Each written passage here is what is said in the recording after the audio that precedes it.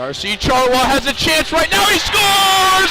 The senior wins it. Darcy Charwa beats Robert Schultz, and ASU makes it 29 in a row over their rivals.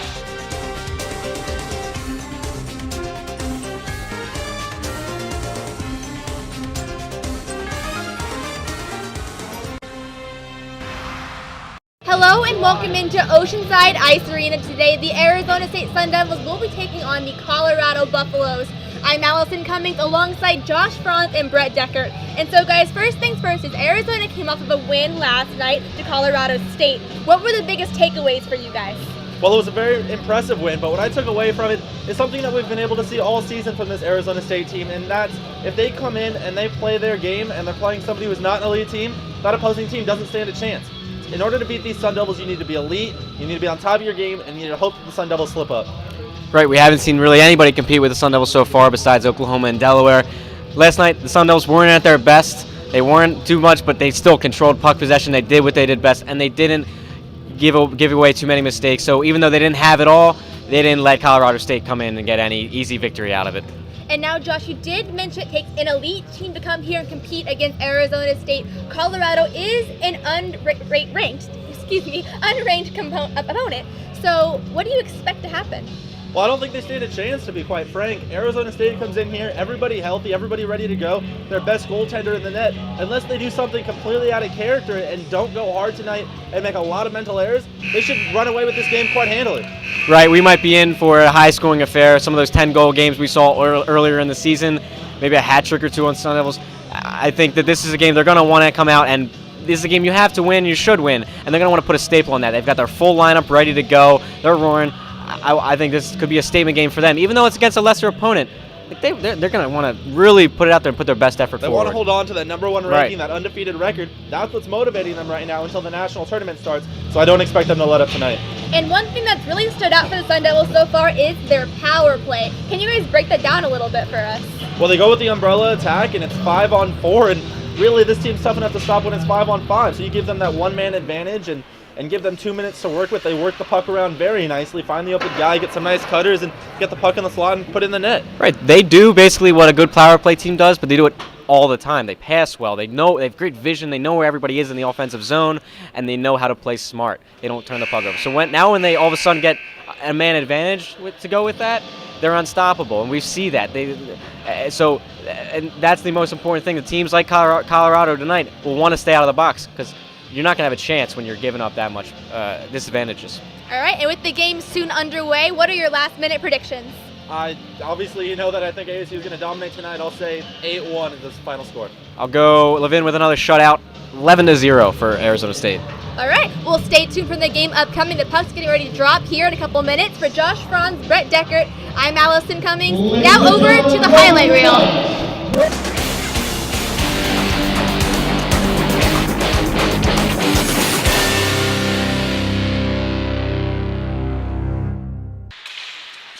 Heckel gets it back out. Great pass to Linsky. One more to McMurphy. A shot rebound there. Still loose, but the Sun Devils can't jump on it. Great passing collection there with Heckel, Delinsky, and Murphy. Drops a pass back. Quick over to Preckle. Now it's going to be a breakaway for Colorado State. A shorthanded attempt. Connor Tamai into the zone. Off the crossbar and up. That one's out of play. A great chance for Tamai, seeking his team-leading 10th point on the season. McGinty finds some room in the slot. A quick shot off the post. Heckel on the blue line. Now McGinty gets back top of the faceoff circle. Working deep. A shot. Heckel scores. Power play goal for the Sun Devils. Great feed from the side. Of course, who's it going to be than Cale Delinsky, finding more points on the season. Leads the ACHA. That's going to be his 20th assist on the season, as Heckel and Delinsky have had that chemistry for years, proving it on the power play. A change by both sides. Burkemper struggles to get out. Oh, huge hit. Burkemper right at center ice, flattening his man as Straw helicopters down to the ice. He's going to throw it on D'Elia as he gloves it down. That one might be the biggest hammer we've seen this season. Yeah, biggest hit we've seen this season. I don't even think it meant to happen, really. They kind of just ran into each other. At the red line, this one back over for McGinty. Young holds it in. Now McGinty with some chance. He finds some room, scores! McGinty with nobody in front of him picks the corner. Top glove side against Steidler. 2 power play goals for the Sun Devils. Back to full strength in Oceanside. Sun Devils 1 for 1 in the PK of the night. Neff with a shot, backdoor scores! Right after the penalty, a great pass by Will Neff to set that one up as the man in center caught D'Elia sliding. So I think it goes Neff, Cone, and Yoder, who took it off a Cone, who basically deflected it right in front. As redirected by Ostertag, a shot from Rivard was blocked. Murphy in front, can't find it. He was tangled up in the skates of Yoder. This one thrown on, rebound, Rivard scores! Preckle finds Rivard, patience by the freshman, and his first game as a Sun Devil. Give him the goal, 3-1 ASU. And the veteran Preckle feeding him. Rivard sitting pretty there on the doorstep. Easy one for him. Talk a little bit about your power play unit. It's been doing really well as of lately. Yeah, I think we got 5 really skilled guys out there. 5 skilled guys on both units. Our power play's been clicking. We've been working on it a lot during practice. Me and Kale have a good thing going on the half boards there, and it's been working out. For the Sun Devils, an outlet pass for Heckel. Here's a 2-on-1 for the Sun Devils. Kahn and Heckel into the zone. Just one man in front, deflected, score! Heckel using the body of Soul beats Steidler. 4-1 ASU, the second of the night for the captain. Dolinsky picks up first. Still a minute to go. The man advantage. Back out to Heckel. Hobbles over his stick. Nice job of regrouping. His shot throws off the high shoulder blades of Steidler. Still with it. Dolinsky tries. McGinty goes 3, scores! McGinty finds a corner and just beats Steidler. A great pass from Dolinsky tonight. They're stepping up in a big job. Blocker down by D'Elia. Actually goes off of Livas. He's skating in. What a fluke goal, but a good job of Natalski of throwing it in the traffic off the inner skate of Jared Livas, and it beats D'Elia 5-hole. Sun Devils 6 goals tonight. Colorado State trying to get fancy. Dolinsky's going to skate with Heckel. A back pass. Had some time. Dolinsky scores! Wow. Dirty. Short-handed once again. 2 weeks in a row. Heckel to Dolinsky. It's that pesky pair from up north doing it again. And Colin Heckel, a beautiful pass off his backhand to Dolinsky, who just unleashed an absolute cannon from his stick. Good win today. So first and foremost, Eric Rivard's back from an injury. How do you feel he played? He played great. I'm happy that our guys got to see what Eric's going to bring to our team. He's a mucker, he's a tough guy down low, and he's very deceptively skilled around the net. And he brings us an element that we haven't had, and that I'm really happy that now we do have. And you guys won against your conference rivals. What were the biggest takeaways for you? First, I don't understand why you guys keep trying to interview Heckel after the game. That's how ugly the kid is. But I'm just kidding. The takeaways are just, we'll take another win. Welcome into Oceanside Ice Arena, Tempe, Arizona. Tonight's weekend start between the Sun Devils and the University of Colorado Boulder. Sun Devils win the opening face-off. Hope that caught you up to speed, by the way, before the game of last night's. And the preview that Powers mentioned afterwards, the team has to focus on discipline. Sorry we cut that a little bit short. I had to come back to the game broadcast. Levin in net for the Sun Devils as he takes off his paddle. Brett Blumgren back there and working with Brett Preckle, being harassed from behind, nearly taken as well from David Coleman.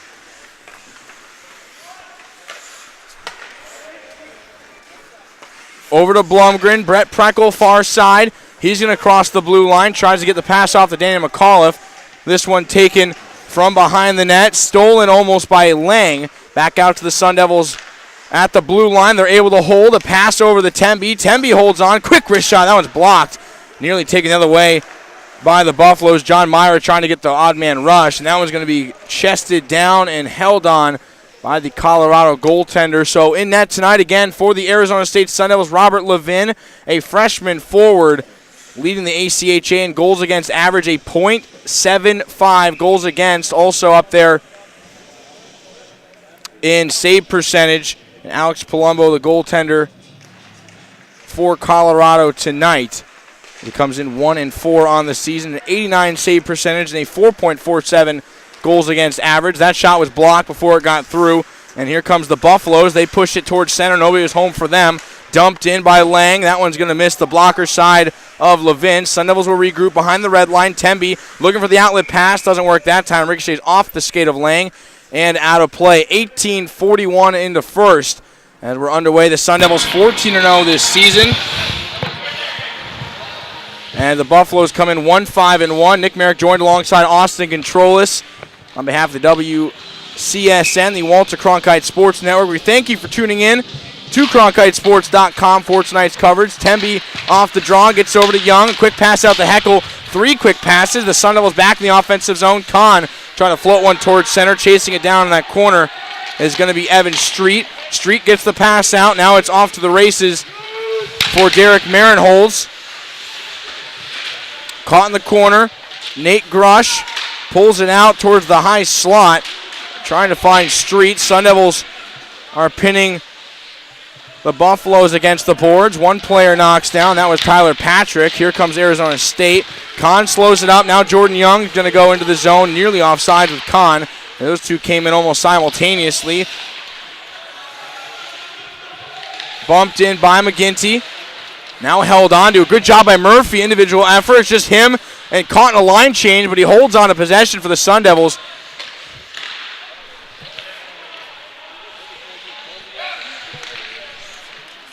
Back over for Sean Ritchie. That one missed. That's going to be backhanded all the way around. Eric Rivard caught in that corner. He's going to go to battle with Palmer. Oster tag over to Ritchie. Ritchie with a wrist shot. That one just missing the right side of the goaltender, Alex Palumbo. Rivard trying to get the rebound, though. Another shot from Ritchie. That one's gobbled up, and they'll freeze it at the 7:09 mark of the first. Well, Nick, you mentioned Colorado coming in this game. Only one win so far in the season. They were down south in Tucson to start this weekend series. They lost last night, got shut out 8-0 to the number 10 team in the country. Now they have the tall task of coming up here to take on number 1 Arizona State for a 2-game series. Sun Devils against the boards. Udez digging for it, now wins it. Trying to bat it back to Holstrom, being harassed by Relifers in front. That one was going for Udez, went off the side of the net. Also defense in front. You see him harassing Zach Holstrom. Udez now battles for it. The Sun Devils forwards, all freshmen at that, really working hard deep into the zone. Hoban missed it out. It's a 2-on-1 chance. Fortunate Sean Ritchie, great play of getting back in time. Prevented the breakaway chance for Ethan Larson. Loses an edge, though. Knocked down in that far corner. Back out for Hoban. Has Burkemper in front. Sun Devils fourth line looking to get something going. Udez backhands it in. This one goes towards the near side, left part of your screen.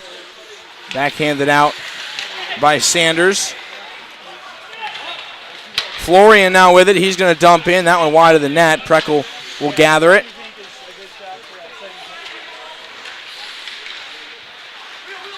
Here comes Brett Blumgren. Has plenty of room in front. Blumgren into the zone. The defense gets tripped from behind, and there's the call as we get the whistle. And stoppage at 15:54. Give me a 2-minute minor. The first penalty of the game goes to the Buffaloes.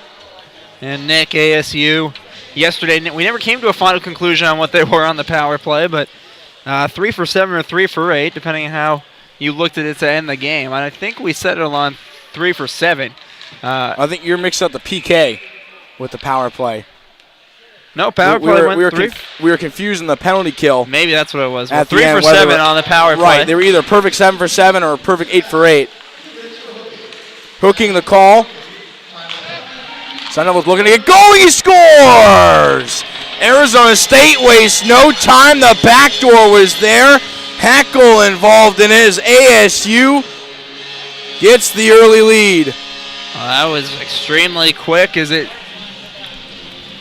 happened so quickly, we're going to have to wait for the announcement on that one. As I think it caught the whole ASU bench off guard as they were slow to kind of slammed their sticks across the side. They didn't really know what happened either, but nonetheless, ASU up 1-0 to start this, less than 5 minutes in. It's going to be a power play goal, so they go 1 for 1, and it is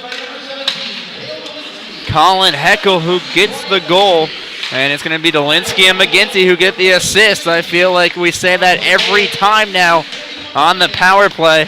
As last night, Colin Heckel had 2 goals, McGinty had 2, Dolinsky had 1. I think we're going to have another penalty here on Colorado. Dolinsky, great feed to Norris in front. That one's going to knock the pipes off its bearings and completely goes around. It's going to be another penalty. So Heckel, Dolinsky, McGinty now each with 5 points in the last 4 periods. This is going to be a high sticking call as he caught the face mask of a Sun Devil. It's going to be Derek Marinholtz going to the box. So McGinty was at 22 points coming in. Heckel was at 16. So now they both go up 1.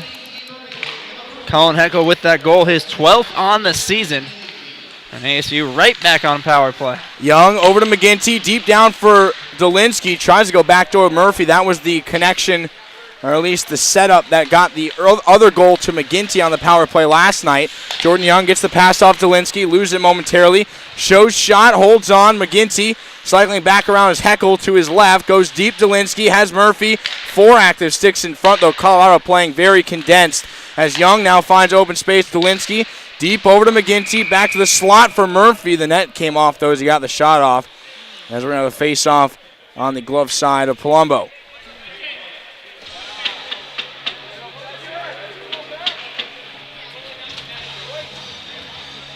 So it took the Sun Devils just 13 seconds on that power play to score, taking the early 1-0 lead.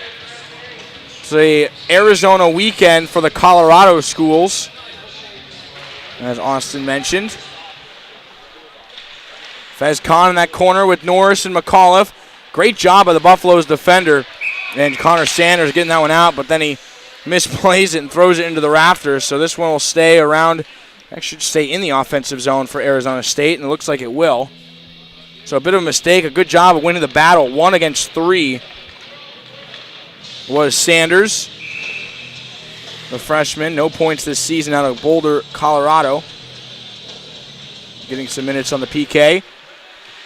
Face-off won by the Buffaloes, now controlled by Mady. As it goes back out for the Sun Devils' possession. 1 minute and change to go in the high sticking call. Kahn comes in far side.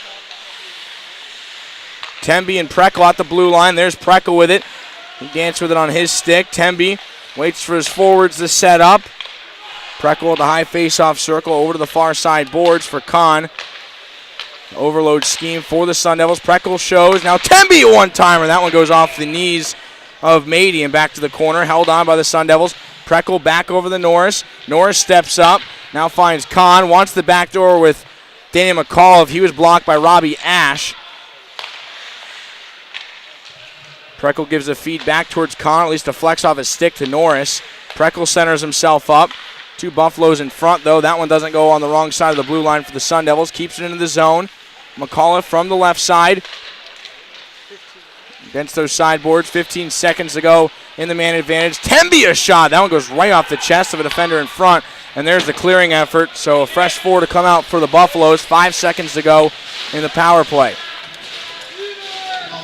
And ASU had their chances. They just couldn't get it on net that time. As Colorado, a lot of traffic in front of the net. Now ASU 1 for 2 on the power play. Here comes Sean Murphy trying to get something set up very quickly. And from behind, Rivard absolutely harassing the Buffaloes, but no call on that one as 2 sticks clash. Preckle peels away from pressure.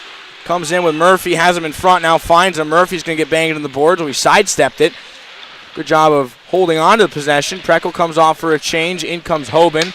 He's out with Ritchie, but it goes past the blue line. Miscommunication there between Rivard and the defense.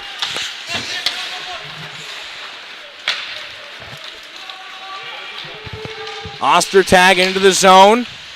Ritchie back. Cycles around to Murphy. Quick shot from Ritchie. That one goes off a pair of skates. one of which was Doug King. Colorado playing their first year as a D1 school in the ACHA, joining forces in the Western Collegiate Hockey League. That pass intended but missed by Connor Sanders. Back to the blue line. Peter Martin holds in, gets the shot off. Deflection, though, goes right into the glove of Robert Levin, and we'll get a whistle. That's the first official shot on goal for the Colorado Buffaloes at the 12-minute mark. 1 for Colorado, 2 for ASU. ASU with a great percentage right now when it comes to goals to shots. A little early, but you're almost halfway through the first period. We'll get lines for you here quickly for ASU tonight. Some injuries returning to the lineup. First 2 lines stay the same. The third line, Rivard, Murphy, Ostertag. And the fourth line, Burkemper, Holstrom, and Udes. So Cummings a night out. Holstrom back in after he suffered strep throat and another illness. Udes gets sandwiched, the definition of an Oreo. And it played behind the net by Relifers. And then the D pairings tonight, Young and Temby together, Preckle and Blomgren, and then Ritchie and Hoban. So Newmeyer given the night off tonight. Extra player tonight for ASU, Corey Chisholm. Back over for Burkemper, a shot. That one goes off the body of Ethan Larson, and we'll get a whistle as Palumbo was able to get a glove on it. Delinsky, McAuliffe, Norris back out for the Sun Devils. A fresh 5 for Colorado. And it's going to be Lang, Wigton, King, Ash, and Myra. Jared Levos also getting the night off as they've played. Levos and Newmeyer, D pairings, both have played, I believe, every game to start this season. So Coach Powers giving them the night off. They were 14 for 14. Back out to the blue line. Wigton, a shot through traffic, hoping one of the 2 sticks of either Lang or Marinholz could find it. Back out for Norris. Quick pass right back to Delinsky as he drops one back. McAuliffe, a wrist shot off the chest of Palumbo. Top line's been a great producer for the Sun Devils. More on that, the whistle. Behind the net and working. Sun Devils win that battle. Norris and McAuliffe there on the left side of the screen. McAuliffe back out, plenty of room for Preckle, wrist shot. That one missed the near post. It cycles back around for Blomgren. Have battled by Norris. Delinsky wants to go back door through McAuliffe. The assistant captains can't get the pass, the third pass they needed to get. Now all forwards caught in the corner. McAuliffe trying to cycle around. Held on by Lang. Wigton comes up with the puck. That one cleared through center. That's going to go down for an icing call. So the Sun Devils top line gets the icing. Austin, in terms of this top line, a stat to throw out in tonight's broadcast. Just found out, dug in, did some research. Out of all the teams in the top 10 ACHA, this Sun Devils top line is the best combo possible. If you take the best of the best from any other team, it would be Ernst from Robert Morris, be Zezut from Delaware, and it would be Spraggs from Central Oklahoma. Those 3 combined for 65 points. Delinsky, Norris, and McAuliffe have 72 already.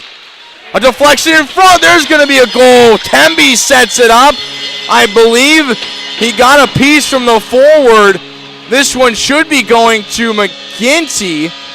And we'll see if they're going to call it. Otherwise, it might have been through traffic. So right now, McGinty, I'm going to give him the goal unless they tell me otherwise. Temby with a shot either way, so he's going to get a point. Sun Devils up by 2. You're going to give it to McGinty. I'm going to give it to Temby. I think it just went through traffic. I don't know if it got an ASU stick or not. We'll see what they say. They are going to give it to McGinty. So Temby will get the assist. So, Nick, you nailed it on the head. 1 point for Nick. Just kidding. Temby gets most of the credit there with a big assist. ASU quickly up 2-0. Nick, this ASU team tonight, they look relaxed, but they're productive at the same time as last night and against NAU last Saturday. The team struggled a little bit to get things going. Blocker down by Palumbo. It is brought back out. This one's over towards Alex Temby. He gets an interception at center ice by Mady. Comes into the zone. The Buffalo's working. Jordan Young hits the ice. That blocked the passing lane. Here comes Rivard the other way. The pass up to Ostertag. Batted from behind by Mady. Pierce Mady's going to chase it down with his teammate, Doug King, into the corner. Sun Devils able to steal it around center ice. Over to Murphy. Murphy, Rivard, Ostertag, all into the zone up high. Looking for the crossbar, never found it. Murphy just missing on the mark. It goes back over for Sean Ritchie at the center ice. Finds Rivard. Here come the Sun Devils. A hack on the stick of Palmer. Hoban looks back to it. Murphy! That one goes off the skate. Palumbo able to cover. A good chance for the Sun Devils. As you see, as coming off the ice, both Rivard and Murphy, a good connection. Two former Sioux Eagles, both kind of putting arm around each other, as if to say thanks for the pass. Sorry I couldn't corral that one. And Alex Palumbo in net for Colorado coming into this weekend. All Colorado stats are prior to last night's game against U of A, where they lost 8-0. But coming into this weekend, Palumbo 1 for 3, I believe now 1 for 4. As I think he got the start last night with probably close to a 5 goals against average now after letting up 8 last night. If he played the whole game, no one knows because it was not recorded to the ACHA website as of today. So that game not even official yet. Burkemper steals it, works into the zone, back for Holstrom. Udez, that one's blocked. 2 chances there. Udez nearly finding the back of the net. Burkemper from the side gives it back towards the slot. Holstrom sits there in his first game back from the illness. Also suffered an injury back against U of A, so he's welcome back to the ice as well. Flattens a man in the zone. That one, he lays it down on Grush. Back the other way is the Buffaloes. They're going to have to get a quick change. Not much time spent in the offensive zone or on the attack for Colorado right now. Still trying to get their feet wet against the Sun Devil team. A turnover! That one going off the side of the cage. Good job by Relafers taking that one. No shot on goal, though, as he missed completely. About the only spot he could have put it, though, was try to stuff it through the blocker side of Levin. As the pace now comes on the bottom part of your screen, right in front of the Sun Devil bench. Dolinsky spins around, tries to grab it back.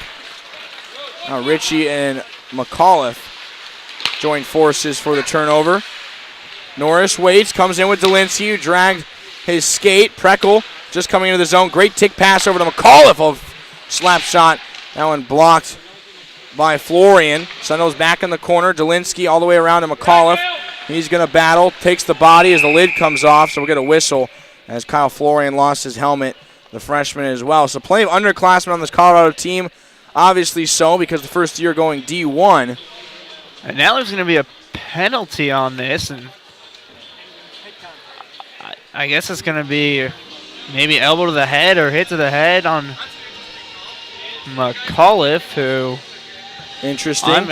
Maybe they got the number on with Dolinsky, I thought, who laid the initial hit with when the helmet came off. But no, that was McAuliffe. It was McAuliffe, okay. So I guess that's why they're going to give it to him, but...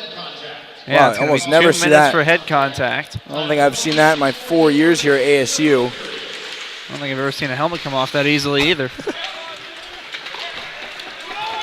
That would be strapless helmet hockey. That would be a new way to get some power play minutes though. Just a little loose, loose on the lid. straps. Yeah, let it get knocked off. Couldn't be safe, but Chisholm, the extra skater, getting some time right now on the PK. That's what he's out there for. Tries to chase it down. He's working with Udez as the forwards. Sent along the boards by Marinholz. Picked up far side. That's going to be Coleman. Buffalo's working. Has a man towards center. Can't get it to him. It caught between the legs of Myra. Arizona State skates out the other way, touching center ice, and Preckle will dump in. And we'll see if Coach Powers throws Dolinsky, the Dolinsky-Heckel pairing out there on this penalty kill. He might not tonight.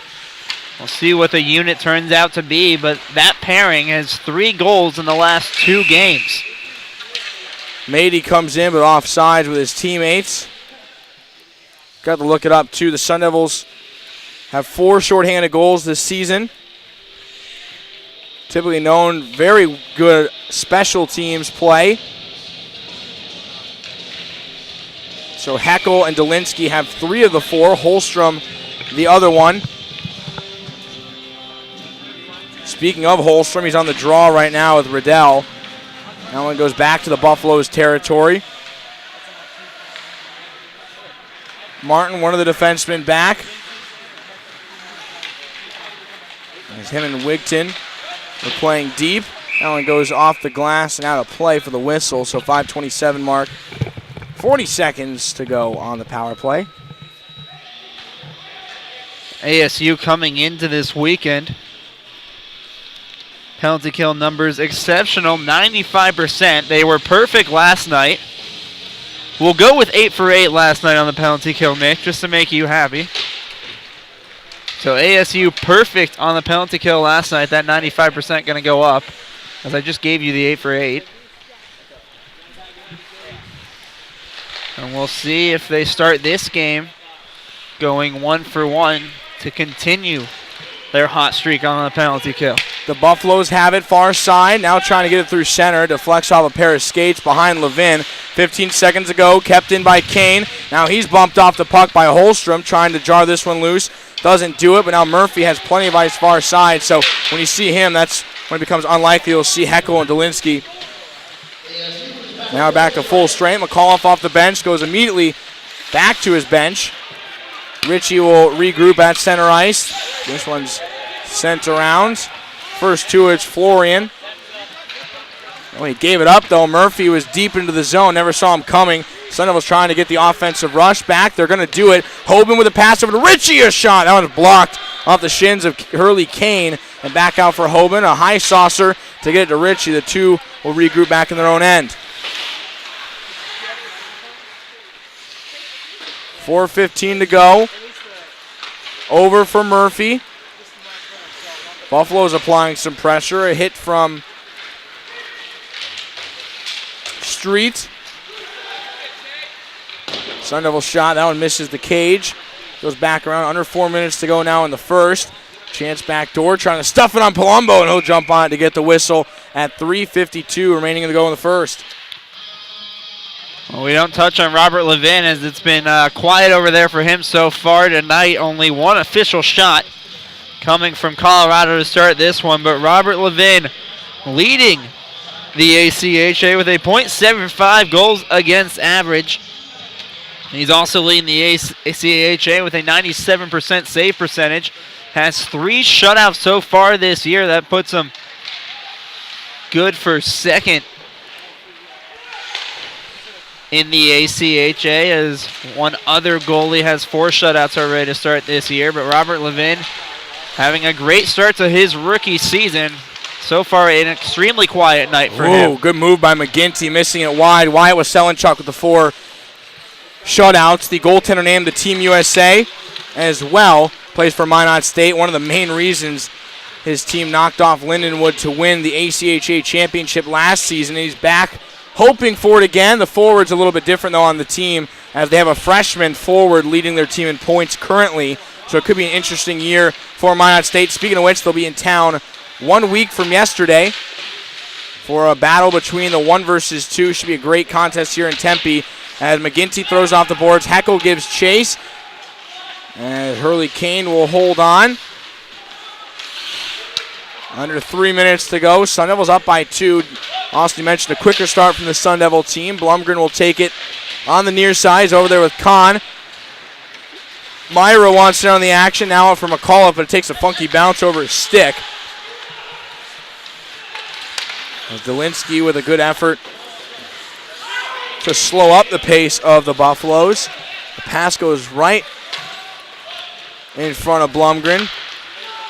So he thinks the Buffaloes. Back for McAuliffe. Dolinsky trying to get a quick pass back to his assistant captain.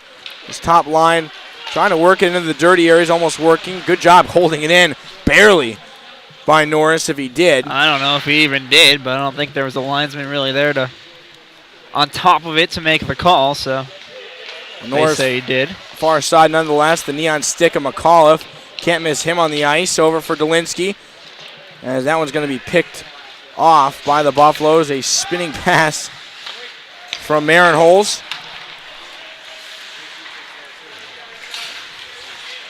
Brett Preckle, the pass over to McAuliffe. All the way far side. Lots of room for Norris. Wants it in front. Dolinsky was there.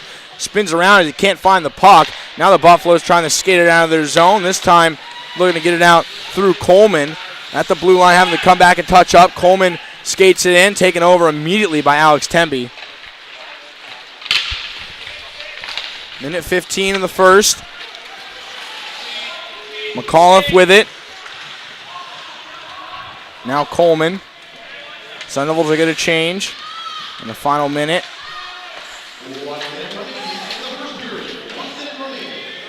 Young and Temby, the two defensemen, back.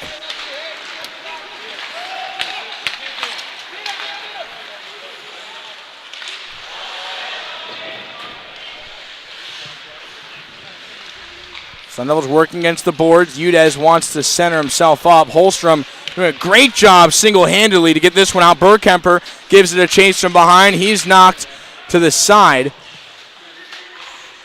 by Grush.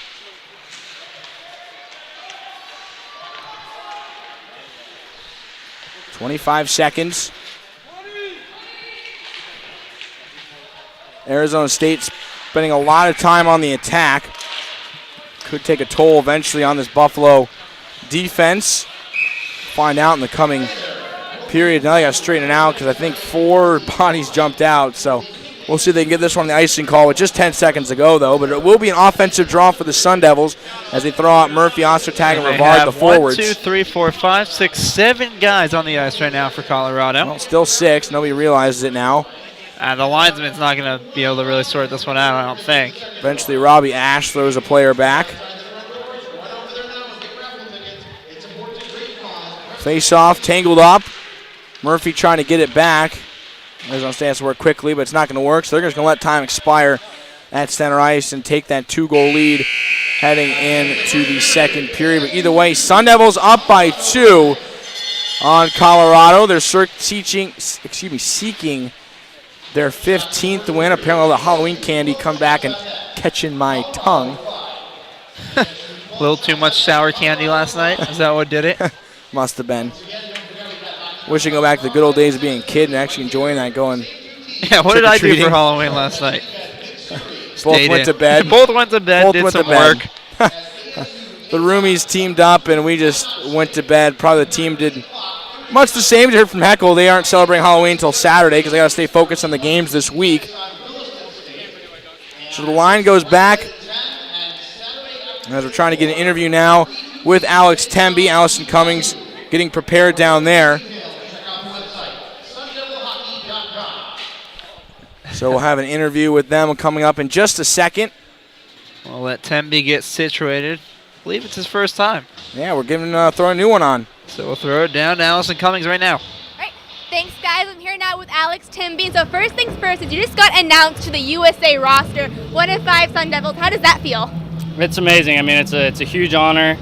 It's great for our team, our university, and I'm just going to work hard and hope to represent the school and country well over there. And you're from Colorado. You're obviously facing Colorado. So do you know any guys on the team, and how is that for you? I do. I know. I grew up playing against a lot of these guys. I played with them. It's kind of a small world. I'm here at Arizona State, and I'm playing all the hometown kids. So I mean, it's fun. It's fun. I know the guys. And they're not ranked. So how do you feel they've been playing so far? What's that again? Sorry. They're not ranked. So how do you feel they've been playing so far as an unranked team? They're playing well. I think we're controlling the majority of the play.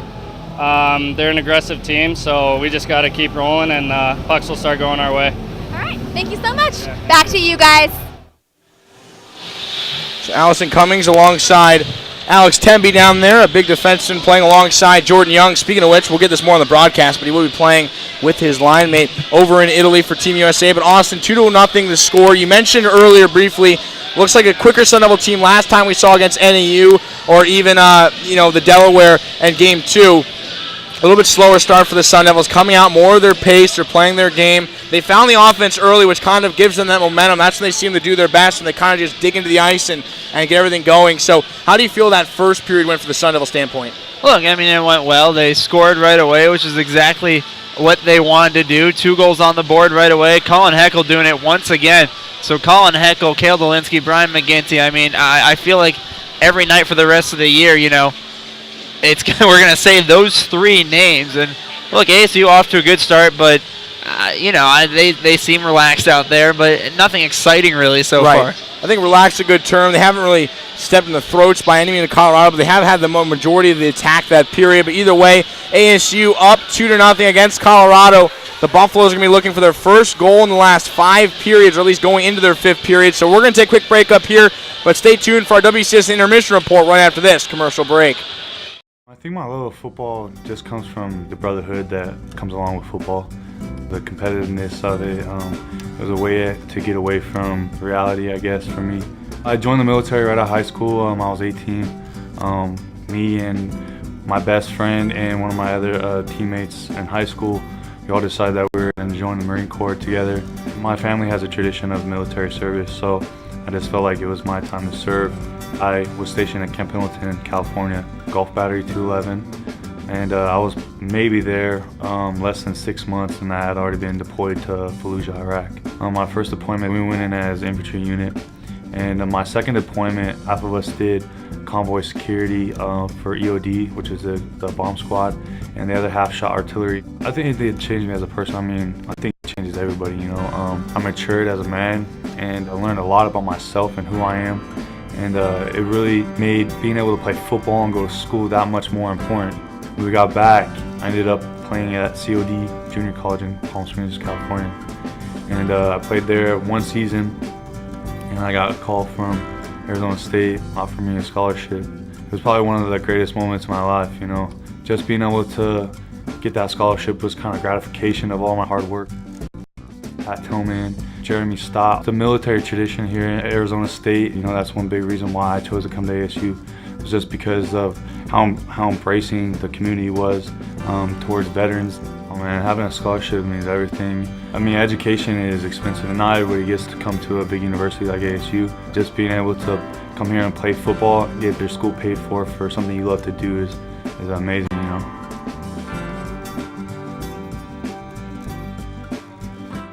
That's really what makes Arizona State University unique, is that in order to really get a good feel for the university, you would have to talk to the people that live there, that play there, that study there, that thrive there. I mean, we do have 4 campuses across the state, and each one's unique and each one's beautiful in their own way, but overall we're one university in many places. Just the experience through the football, through the professors, through the student body, there's just no other place like this. Wherever you go, you see pitchforks everywhere, and I loved it when I came here, and I just figured it was meant to be my next home.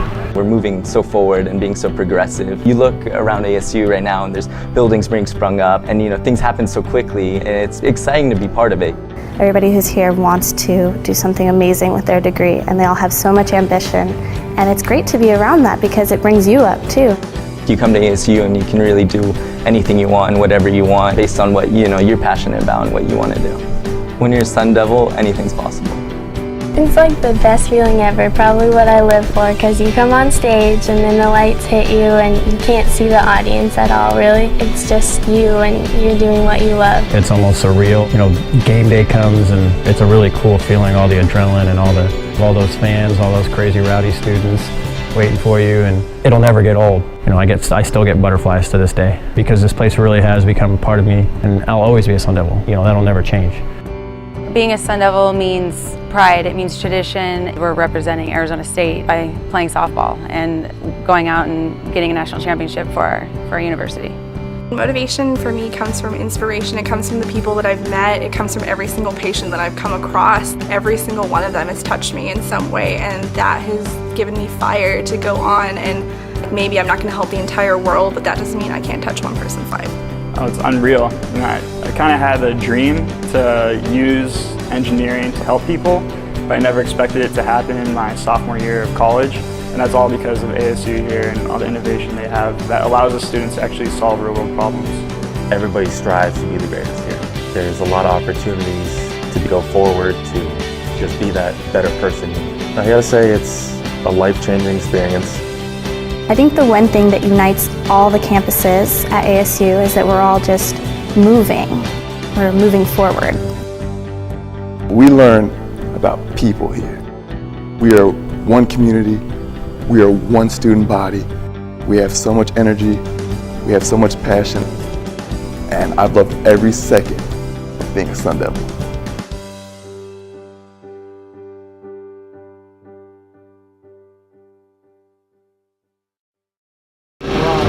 Hello and welcome into the first period intermission show where the Sun Devils are up by a score of 2-0 over Colorado. I'm Allison Cummings alongside Josh Franz and Brett Deckert. And so first thing is first, guys, if Arizona has been anything, they've been consistent. Both of the goals scored by Colin Heckle and Brian McGinty, lighting up the stat sheet as of late. Talk a little bit about that. Well, consistent not just in terms of this season as they're 14-0 now, but consistent in terms of the past couple years. These are guys who we've come to expect to put up big numbers year in, year out, game in, game out, and they've done just that tonight so far. Right, you touched on Heckle going the first couple games without even a goal. Now he leads the team in goals. Came into tonight tie with Dolinski. He's got 6 in the past 3 games. He's on fire. He's playing like a captain should. The reliable guys that Arizona State is used to seeing step up, they're proving their worth. And now Arizona State is ranked number 1. Colorado isn't ranked. So how do you feel they both played that period? What do you like to see them improve on going to the next period? First of all, you have to give Arizona State credit for being up 2-0. However, they've played the type of game, they've dominated to where if they put the puck in the back of the net more like they should have, they would be up by more than 2 goals. But more importantly, Colorado State is showing a fearlessness against Arizona State that we haven't seen against other teams. They're willing to push the tempo and try and get on the offensive end and score. It's led to some opportunities on the counterattack by Arizona State, but give them credit for trying to score against this Arizona State team, not trying to slow down the game and keep it close. Right, Colorado is doing a nice job of clogging the slot, not letting Arizona State get too many easy opportunities. They are too skillful. They're controlling the puck. They're playing very well, but they've got to start taking more shots directed at the net, create some more opportunities. Overall, though, both teams playing well to what we expected. Right. And now, guys, the 2-goal deficit is the most dangerous deficit in hockey. You know, I say that all the time, but it's the truth. Do you guys see Colorado coming back from this? No, not at all. I mean, yeah, it's a dangerous deficit for Arizona, or a dangerous lead for Arizona State, but they're too talented. I don't see it happening. Right, I don't. Colorado doesn't have much to build on there. They can keep attacking, but I don't see them picking up anything offensively. And Arizona State, eventually the pucks will go their way. Just some lucky bounces. They're going to keep firing. This game will break wide open this period, or in the third, I would think. Even if Colorado all of a sudden started to dominate this game, we've seen nothing out of Robert Levin this year to tell us that he's going to give up more than 1 or 2 goals in a game. So Arizona State has this one, not necessarily in the bag, but as close as they can at this point. Okay, now I'm going to ask you guys the exact same question. Can Colorado come back in this game? Be sure to stay tuned to find out. For Josh Franz and Brett Deckert, I'm Allison Cummings. Stay tuned. When you support AID, you're doing more than supporting the programs you love. You're supporting possibilities. You're making sure there's a place for independent voices, ideas, and perspectives. You're opening children's minds, helping them discover who they are and what they can be. You're giving everyone the chance to find inspiration from the arts. And you're opening doors to the wonders of the world. To discover more, experience more, be more. Support possibilities. Support Arizona PBS. Thank you.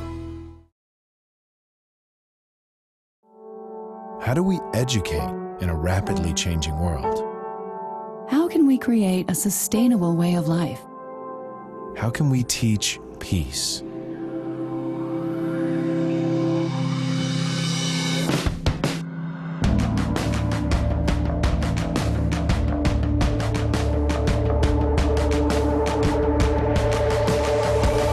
Arizona State University. Rise to the challenges before us.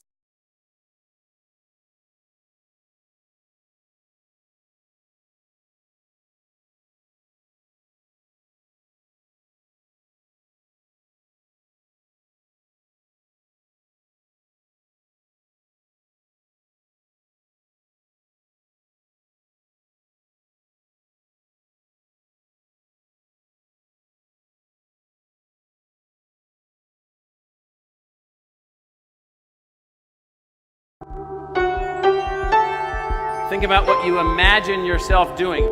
Think about what you want your life to do. Think about what you want your life to mean.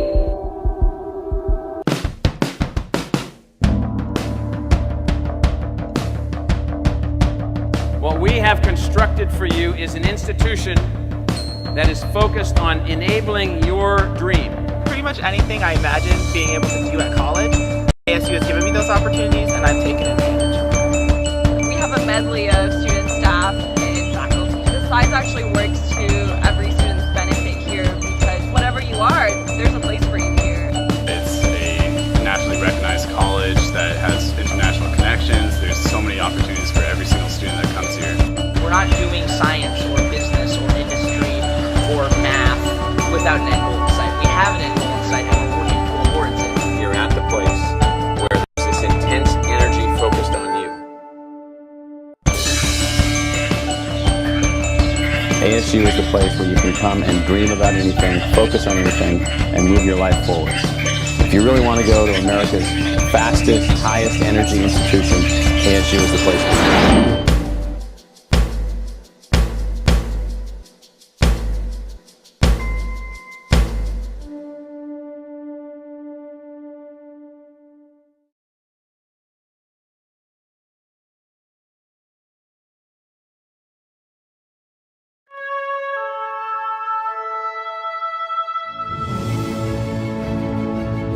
Imagine what it feels like to be a champion.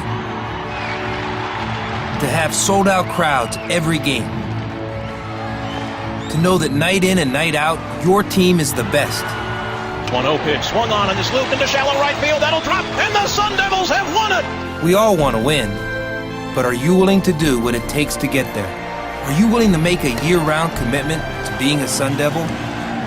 Will you be there for us every game, helping us win?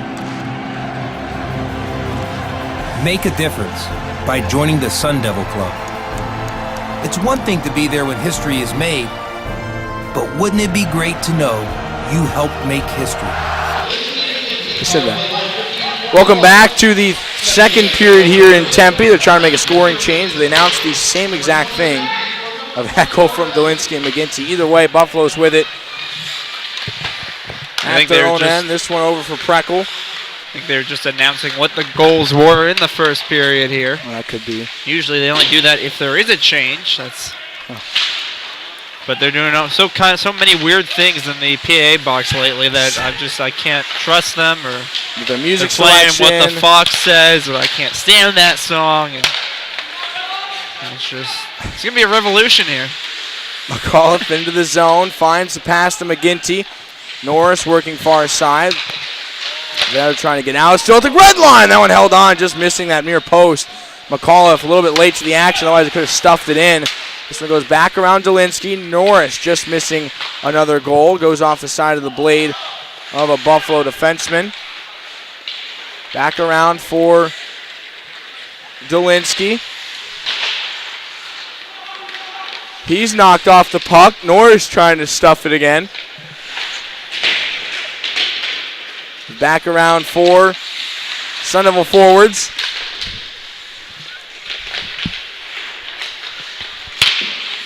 Dolinsky's shot.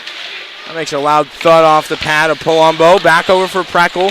Preckle working with Blumgren on the blue line. It's an offsides call if Preckle touches, so he doesn't. The Sun Devils have to come back on sides. Far side working. Heckel has it at the blue line. The captain had to shift back to defense in the midst of a change. Preckle now relieves him of his defensive duties. Over for Kahn. Kahn's going to skate this one himself. Has Heckel's left, fires. That one missed wise. It goes off the back of the cage after connecting with the backboards. Brought out now by Marin Holes. This one ricochets off the benches. I think that one flipped out of play in the Sun Devil bench. So we'll get a whistle at 17:51. And you can tell that this Sun Devil offense is just going to start unleashing. When they get comfortable, this Sun Devil offense starts to pull some tricks out of the bag, and they can get pretty creative with the offensive moves and offensive showcase they put on. You see Colin Heckel just completely wind up and unleash on the last shift in the offensive zone. So if they have tricks, they have treats. Sorry, lame Halloween joke. Brian McGinty over to Fez Khan. Fans a shot falling down.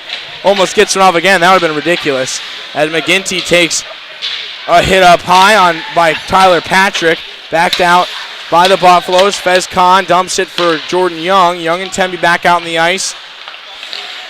And I feel bad for Fez Khan, but he just went from a possible top 10 play to a very big not top 10 play that his teammates could possibly laugh at for the next week. Wah, wah. Brian McGinty goes inside the net, gets back up. Khan now at the far side, trying to put it in a great block in front. That one, I think, ricocheted off the stick. I can't. Either way, it Buffalo's was Tyler defender. Patrick, I think. It was either his skate or stick that it possibly came off of. I had it as Wigton. Well, Patrick was the one standing on the red line of the net. Wow. Batted down. That should be played with a high stick. Oh, they didn't call it. Around his chin level. Either way, picking up. Eddie Larson going the other way with it. Now finds Relafers. Gets harassed through the sea of white. Sun Devils Troy Hoban over for Rivard. A quick pass out to find Ostertag. Ostertag with speed into the zone. A shot right off the chest of Palumbo. Nice job of staying tall for the freshman goaltender.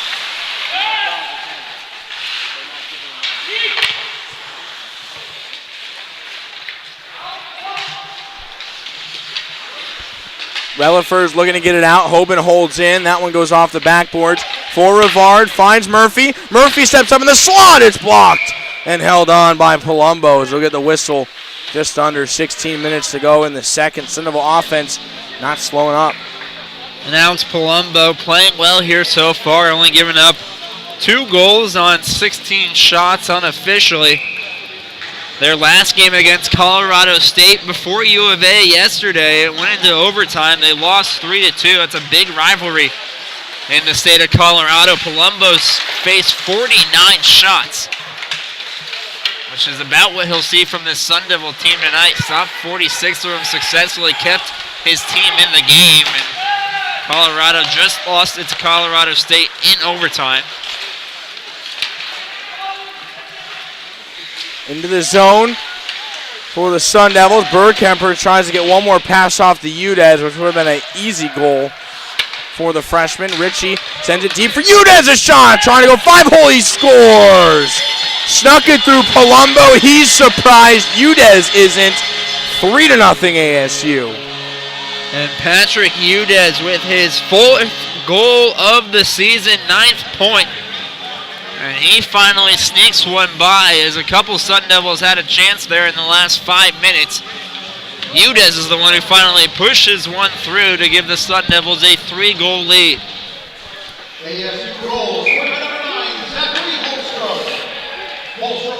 Definitely Udez. And now it's Holstrom. So maybe Holstrom and Bergkemper the assist. And a shot from Dolinsky. That one blocked down by Palumbo. Norris in that far corner. He's stuck between the boards and Eddie Lang. Dolinsky loses an edge. Norris picks it up. The 1-on-3. Drops back. McAuliffe. That one goes off the pillows of Palumbo. For Preckle. Keeps it at the blue line. Throws it off. Sending for a pass. McAuliffe now at the red line. Both him and Liam Norris over there. Norris spins out of danger. Back around the other side of the net. He's doing it all by himself. McAuliffe backdoor. Had a piece of it though, but got caught up. And now it goes off the shins of Margin.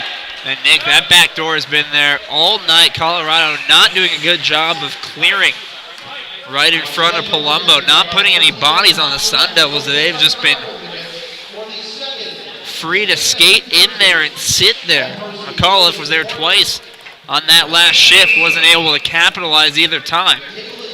Was McGinty going into the face-off circle. Again, the senior with 5 points in the last 4 periods, this being the 5th.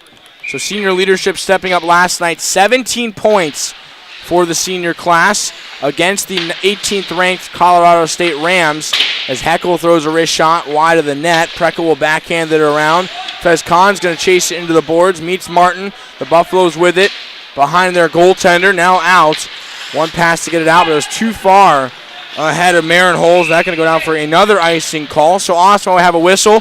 Talk about the Team USA roster and their final announcement of it. 5 Sun Devils selected to play for Team USA with head coach Sean Hogan of U of A and also the assistant coach from Adrian. Adrian had 3 players of their own selected, Lindenwood and Ohio with a pair, but the Sun Devils are going to be Brian McGinty, Jordan Young, Danny McAuliffe, Alex Temby, who we just interviewed, and Sean Murphy. And then Drew Newmeyer also named as an alternate, so he has a possibility of going too, as they'll be going over what will be winter break for the Sun Devils, so they won't miss any games, but quite an honor. You heard Alex Temby talk about it, just an honor to be selected, to be able to represent the USA, and definitely being a once-in-a-lifetime experience for these Sun Devils. So they changed the goal, by the way, as we come back before we talk a little more about USA. They gave the goal to Utah as the assist from Richie. So Richie and Burkemper, as they get the change, they get it right. So Colorado Buffaloes at that far side, back out to the blue line, sends it in deep. Sun Devils going to try to steal it. They do, thanks to Jordan Young. Buffaloes still harassing with it.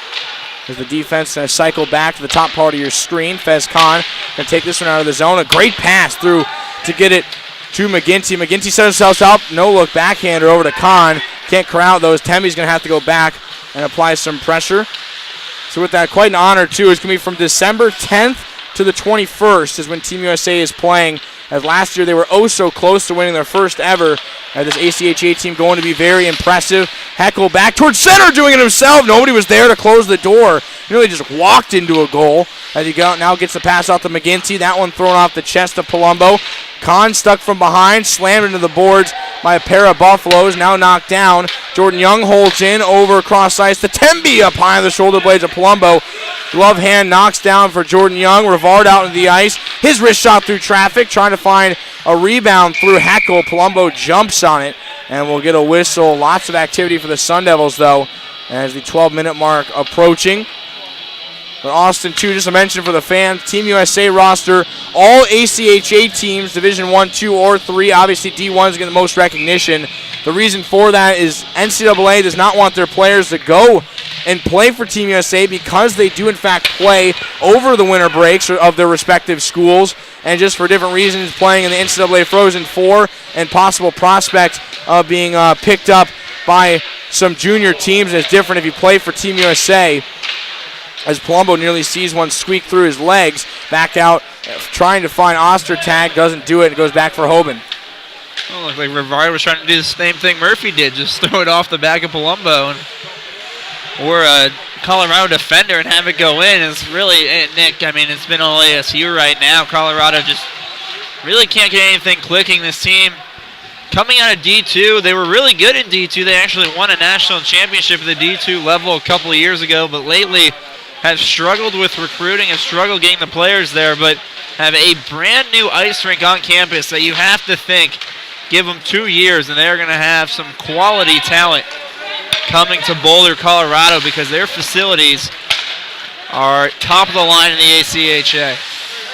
11 freshmen officially on their roster, too, so plenty of time for them to groom. In terms of sophomores, I believe there's 3. Those are just the skaters. All their goaltenders are underclassmen. As we get a whistle again. So we'll see the Sun Devils throw out their 4th line now of Udez, Burkemper, and Holstrom. Colorado keeps their 5 out. But the Western Collegiate Hockey League could shape into a pretty entertaining conference in the ACHA or division. I don't know what you want to call them. 3 teams in the top 15 right now with U of A, Oklahoma, and UCO. 3 in the top 10. Actually, 4. 4 in the Central Oklahoma. 4 in the top. 4 in the top. 3 in the top 10 for 3 sure. in the top 10. 4 in the top 15 and 5 in the top 25. So 5 of 6. Round it all out. 5 of Pretty 6 ranked. Yeah, Colorado State might drop out after this week, and we'll see what the computer rankings do, even though they have had a really, really, really tough schedule. They've played number 1 and number 2 back-to-back weeks. Now they're playing number 10, so maybe not, because these computer rankings really change things here. A lot hard to predict. They just scored 2 goals against the Sun Devils, too. We saw before the we game. Saw Delaware jump up after losing 2 to the Sun Devils. So yeah, because they got that 1 point in overtime and also beat U of A in Tucson. So we'll see. I think Colorado State might drop out, but they'll definitely be back in. Their schedule only gets easier from here, as they had an extremely tough start going to the ACHA Showcase, coming to play Minot, playing us. So. Interesting thing for the Sun Devils, their schedule not even close to comparable to last year's, as Udez trying to weave his way through, does so successfully. Over for Burkemper, a one-timer at the top of the face-off circle. That one's cleared now back over for Preckle. Chase down. This one could be a chance for David Coleman, but quick shot easily held on by Robert Levin. That's going to be around 6 shots unofficially now for the Boulder. Yeah, Nick, you mentioned it. Last year's schedule, they had to face tough opponents like Lindenwood, Penn State, Robert Morris, Iowa State, Oklahoma, UCO. This year with the WCHL forming, they got to face the teams in their divisions a lot more than they did last year. They've always played the Oklahoma schools twice a year, but never the Colorados, never the Colorado States, obviously U of A a bunch. So, but because of that addition of the Colorado State and Colorado teams, they're out of conference opponents, you could say. Not as many chances to play top teams. So ASU really only facing Liberty, Minot State, and Delaware are really the top ones. Oklahoma and UCO, but those were expected already this year. And look, 36 games compared to 40 last year, so not as many games in the it's full just because schedule. that Penn State in the showcase over winter break. So technically it's still the same. In terms of ACHA, it is a lot easier just because the Sun Devils don't have like that go-to game to look forward to. If they're going to argue it, they're probably going to say next Thursday is the only one game they circled on their calendars. Oklahoma will be tough when they come here. They always are. And that one's over winter break as well. So might not really, though. Big game coming up. That's next Thursday. We'll see if they're able to pack the house here in Oceanside, despite it being a Thursday night game. Might be tough, but it could very well be 1 versus 2. So that's a pretty easy one to sell in my book. McCall trying to sell it even more as he almost stuffs it in on the far side post. Gets the shot. Now back over to Jordan Young. Young's working with Hoban on the blue line over, and a good pass to McAuliffe. Gives it right back to the assistant captain out of Arizona. Zielinski finds Hoban. Hoban a wrist shot unblocked by the defenseman in front of his chest. He wears it. Hoban holds into the zone, but nobody was on that right side of the screen to corral it, so Norris got to battle. 2 Sun Devil sticks get involved. Zielinski coincidentally trips up a Buffalo. No call on that one. Norris back over for Hoban. Young gives it right back to the St. Paul, Minnesota native, and it deflects off the stick of Delinsky into the mitts of Palumbo. Well, Colorado comes in 1-5-1 in the ACHA, 1-3 at home, 0-2 on the road. Their only win come against Rochester College. They won in overtime 2-1, but they have lost every other game, including the number 19 Mercyhurst, number 18 Colorado State 3-2, and then number 10 U of A. So their last 4 games, make it 5 counting tomorrow, coming against ranked opponents, which is going to make it difficult on this Buffalo squad. After that, though, they go back home. They play Colorado State after after ASU, excuse me. So after last game, 3-2 overtime, that rivalry, you never know what's going to happen. Good chance for them to get a couple more wins in their record. ASU just continues to keep it in the zone and cycle. Don't need it. Putting on an offensive clinic. Don't want to say it was expected, but I don't know other word you could use. A delayed penalty as well from the side. McGinty almost getting another goal. I don't know if I expected this much. They're just It's like they're taunting Colorado almost to a point, just passing it around and around and around and keeping it in the zone, taking a shot, getting the rebound, recontrolling it, pushing it back out, cycling around again. It's, like I said, an offensive clinic. I don't know how else to describe it right now. ASU now, their third power play opportunity, 1 for 2 tonight.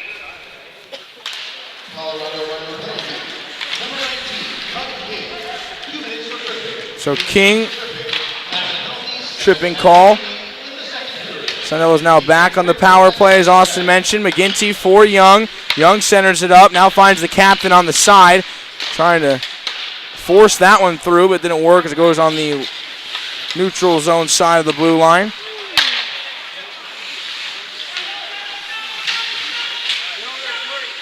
Heckel caught against the boards. Maney pins him. This one's cleared all the way down. 30 seconds gone. Talked to Coach Powers last night about the power play and when it's on, and he said it's when the power play unit has the mojo going, it just goes, and the scoring doesn't stop. And when it's off, it's off. It's really the best way he could describe it when being asked yesterday and this past week about the power play being on one night, off another. Kalinsky deep into the zone. Heckel, and that comes off though. We get a whistle. Oh, Heckel got dumped late. Good job by Heckel not to come in and retaliate, as he got dumped right on the boards, and you know he throws up a cutthroat sign, so you know Colin Heckel now will find retaliation at some point. It was good of him not to do it right then and negate the power play, as we've seen him do in the past, but obviously Colin Heckel, being the captain, showing maturity. It was Pierce Mady, the one who dumped him behind the net after the whistle. Whew. I would never want to receive that threat from Colin Heckel, I don't think, on the ice. I don't think I've ever seen that one on the ice ever given either. I feel like we're at a football game now. Oh, Happy Gilmore, maybe. Fez Khan skates in. Now waits. Still 35 seconds to go in the man advantage for the Sun Devils.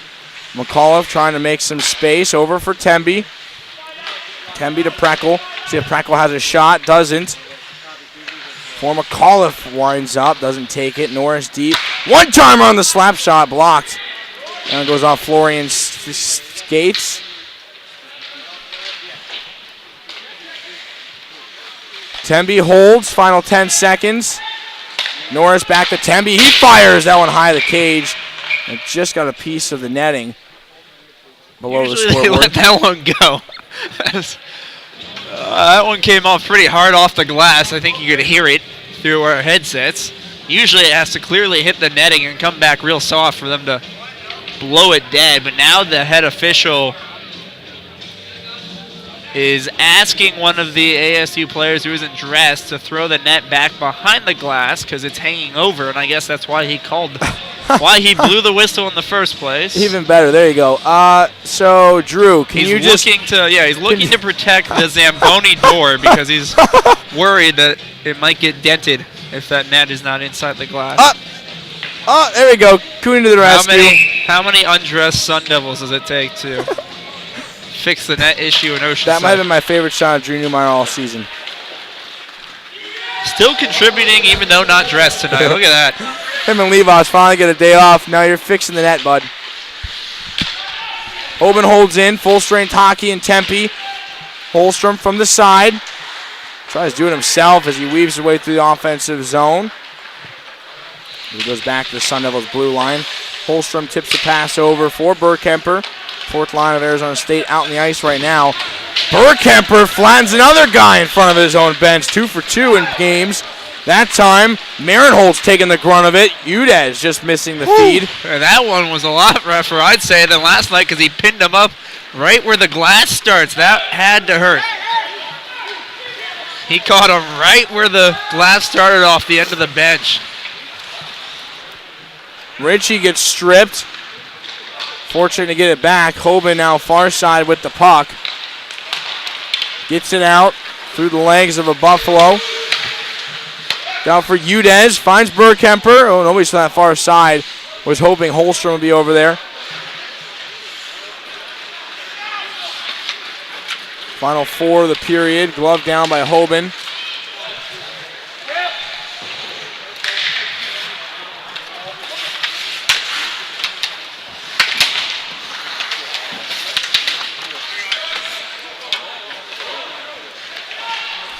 .340 to go in the second. That one's tipped off the glass. Hoban fans on a clearing attempt. Ritchie chases it back. He'll meet the boards with Larson.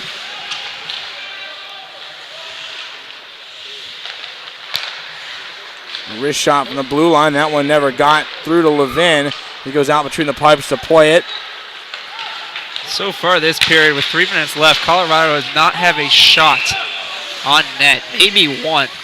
Offsides by Ostertag on that whistle. So unofficially they have one. I have none, but Ryan Hess, the producer, says they do have one, but nonetheless. Well, still the unofficial shot total 26-6. Definitely slanted. Goes back to Sun Devil territory. Levin helps out to stop the puck for Preckle. Cuts back, losing an edge, almost taking a teammate out in the process.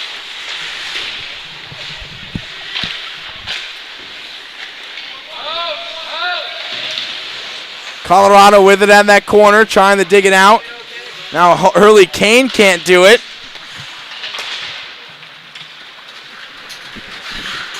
Almost sandwiched Blumgren, nearly put a beating down on Patrick.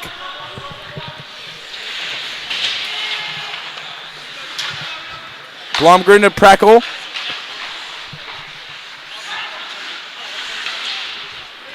Deep for a forward, couldn't get it through. 2 minutes and 20 seconds to go. Buffaloes get a change.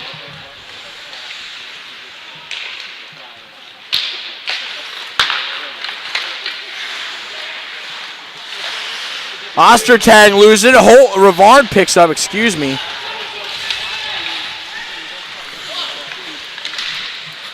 As it goes back towards Levin, the Buffaloes pick up. Centering feed, Levin. Fortunate the defense and Preckle finally got a stick down on it because he left his man right open at the top of that crease. Almost a goal for the Buffaloes. The Sun Devils kind of fell asleep. And yet Levin still doesn't get a chance to save it, despite all the excitement. He's going to try to tie Wyatt with Selenchuk tonight. Goes back over for Murphy, and shutouts that is. They're going to tell the Sun Devil fans now in the second rather than the third. That's been icing calls. Young saying he beat Mady enough for that whistle. Colorado bench not happy with that call. They thought Patrick had Young beat out. No, excuse me. Not Patrick. I read 23, and 23 was Young racing for the puck.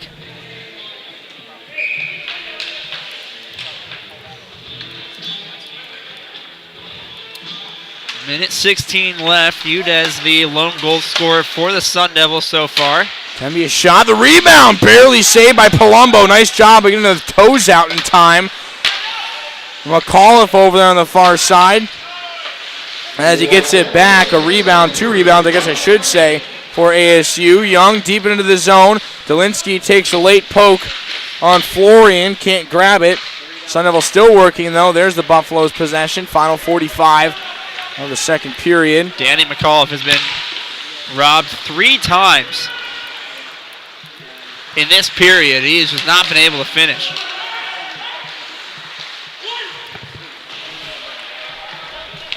Approaching the 30-second mark. Over for Delinsky. He has in the neutral zone. Here's McAuliffe. McAuliffe with space. He fires, not close to the net. And as Myra meets Delinsky on the far side boards. Final 15 as it squirts out towards center. Coach Powers yelling for his team to move it with 10 seconds to go. They wave off icing as it wraps around to McAuliffe.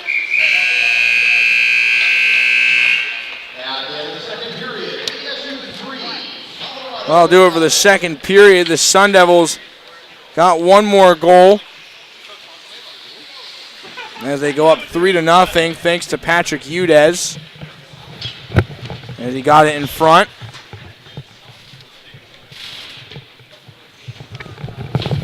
So Arizona State up by 3 against Colorado. Going to try to hold on in the third. Definitely all the momentum in favor of Arizona State.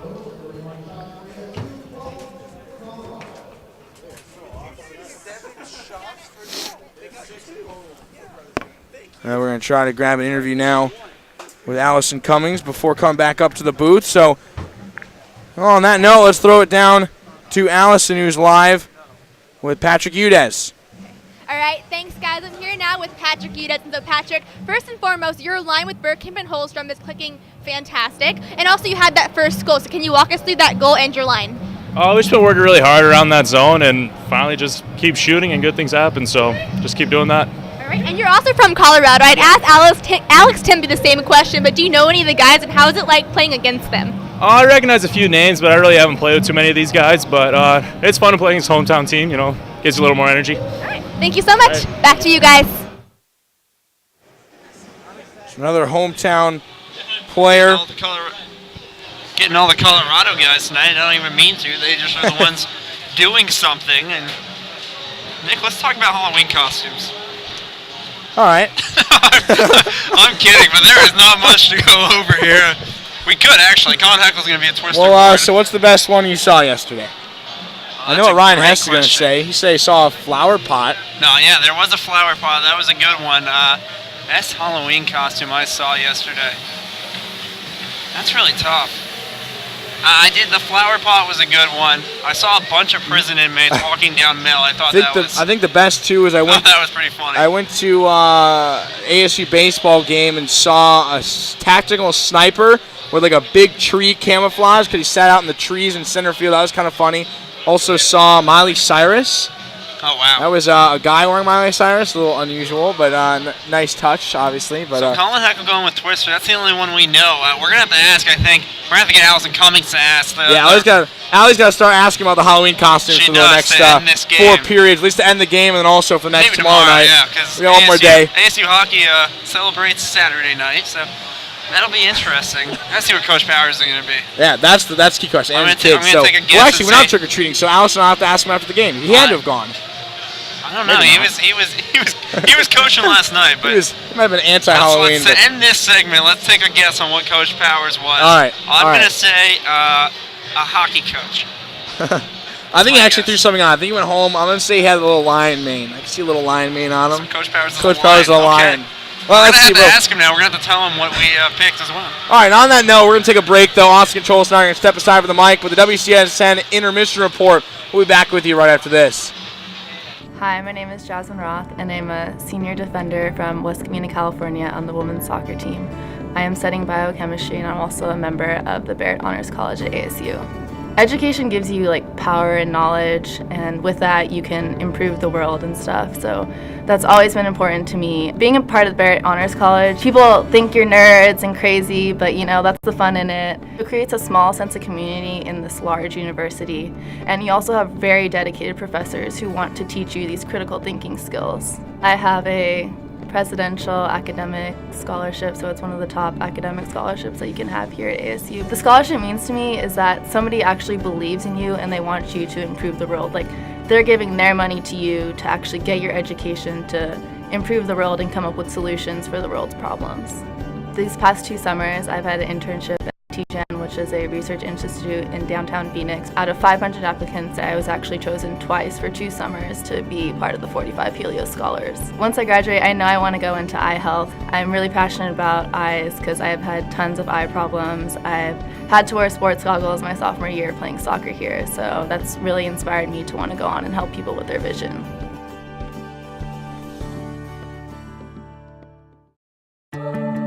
Become the voice for those who don't have one. Be the eyes for those who can't see. Listen to the story for those who can't hear. Explore the world so others can as well. Become a journalist. Start here. ASU's Walter Cronkite School of Journalism and Mass Communication. Your story begins here. Hello, friends. Here at WCSN, we have a tradition of anchor tryouts. The ASU Arizona State football team is getting ready to gear up for the start of their football campaign. The ASU football team is getting ready to head into camp to get their season underway. The ASU football team is gearing up for their 2013 season. Friends, it's a tradition unlike any other.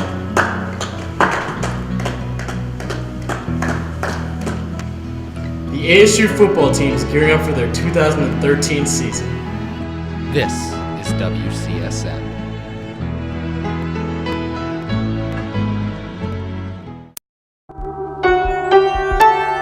Think about what you imagine yourself doing. Think about what you want your life to do. Think about what you want your life to mean.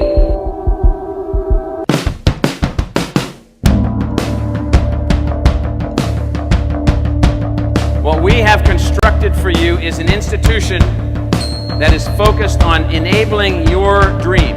Pretty much anything I imagined being able to do at college, ASU has given me those opportunities and I've taken advantage of them. We have a medley of student, staff, and faculty. The size actually works to every student's benefit here because whatever you are, there's a place for you here.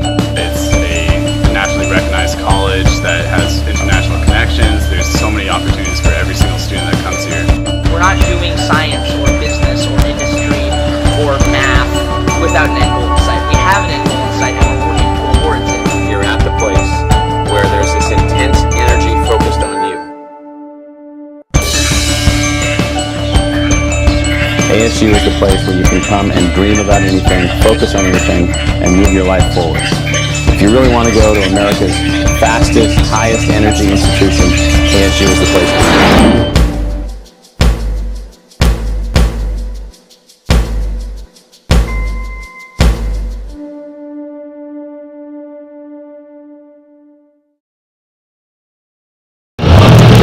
Hello and welcome into the second period intermission show.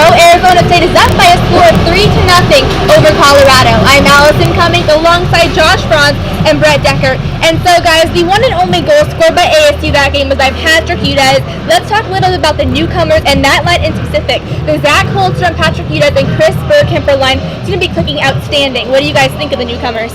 Right, well, we talked in the last intermission break about the ability of the returners to come out and have an impact just like we expected, but the new guys have done nothing to surprise us because we expected them to be good. Coach Powers has talked to us plenty of times about the high expectations that he has for his recruiting classes, and this is no exception. They've come in, they've got great chemistry together, they're great players, and it's been working so far.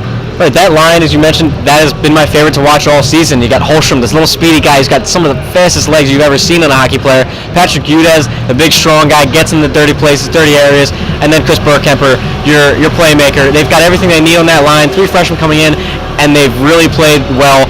Arguably the second best line on this team so far, and they're proving it again tonight. All right, now let's shift gears a little bit now onto Colorado and how they played. Arizona State seemed to dominate the majority of that period, but they only got 1 goal. And as they're leaving the ice before my interviews, I heard them say, "We only got 1 goal." So, what do you think about Colorado's play? Well, the reason Arizona State's surprised that they only got 1 goal is because they couldn't put it in the back of the net. Give the Colorado goalie some credit, but this Arizona State team is too talented to not put the puck in the back of the net on a consistent basis. When they're dominating time of possession, dominating time on attack, it's really their fault at this point. Right, they really can't do much to play better. It's just Colorado goaltender is playing well. Defense are clogging the slot, as we mentioned earlier. As they keep getting shots on that, I'm sure more will go in. Maybe not. Maybe it'll stay to a small 4-0, 5-0 score. But regardless, they're still playing well. They can't play much better than they already have, besides getting a few lucky bounces. And one thing did pick up with Colorado, and that was the amount of physicality that period slightly increased. Is that a preview of what's going to happen in third period, do you guys think?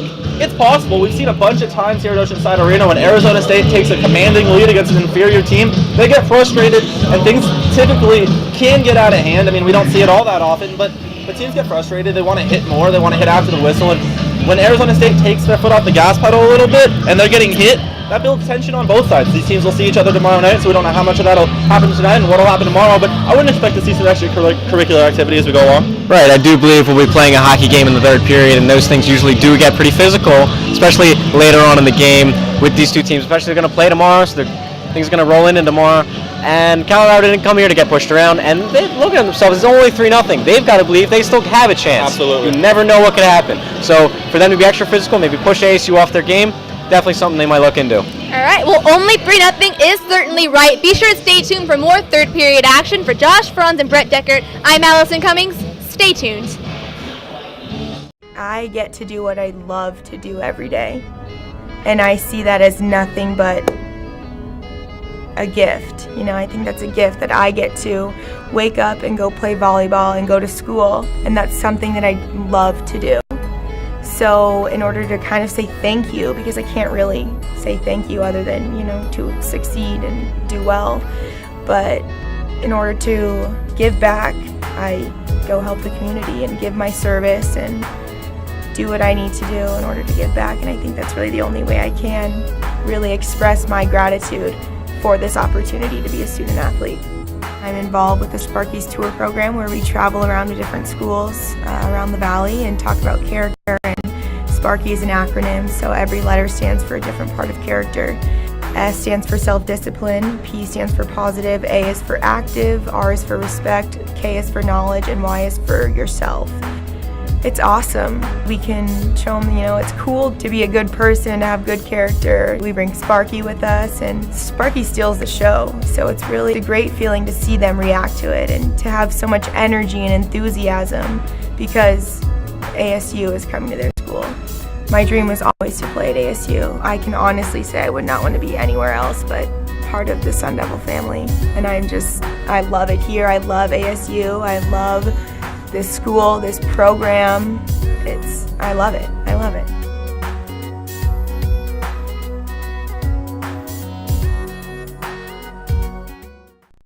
Gentlemen, it's time. You've worked very, very hard to get to this moment, and it is now time to show who we are.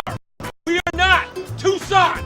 This is Tempe, Arizona. Sun Devils football, gentlemen. The Pac-12, brother. It's time for us to put it on the line and get out there and show them how to tailgate for Sun Devil football! Yeah! Go Devils! Woo! Woo-hoo! Ha!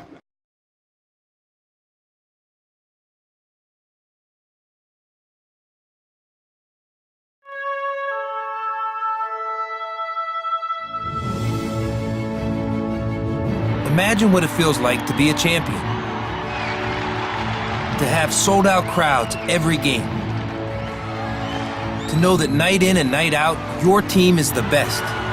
1-0 pitch, swung on in this loop into shallow right field. That'll drop, and the Sun Devils have won it! We all want to win, but are you willing to do what it takes to get there? Are you willing to make a year-round commitment to being a Sun Devil? Will you be there for us every game, helping us win? Make a difference by joining the Sun Devil Club. It's one thing to be there when history is made, but wouldn't it be great to know you helped make history? One Devil at a time, we all join the club.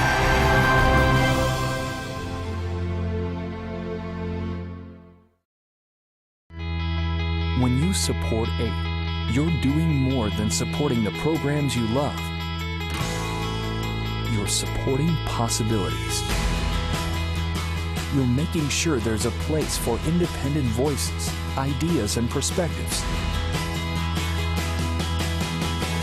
You're opening children's minds, helping them discover who they are and what they can be. You're giving everyone the chance to find inspiration from the arts. And you're opening doors to the wonders of the world.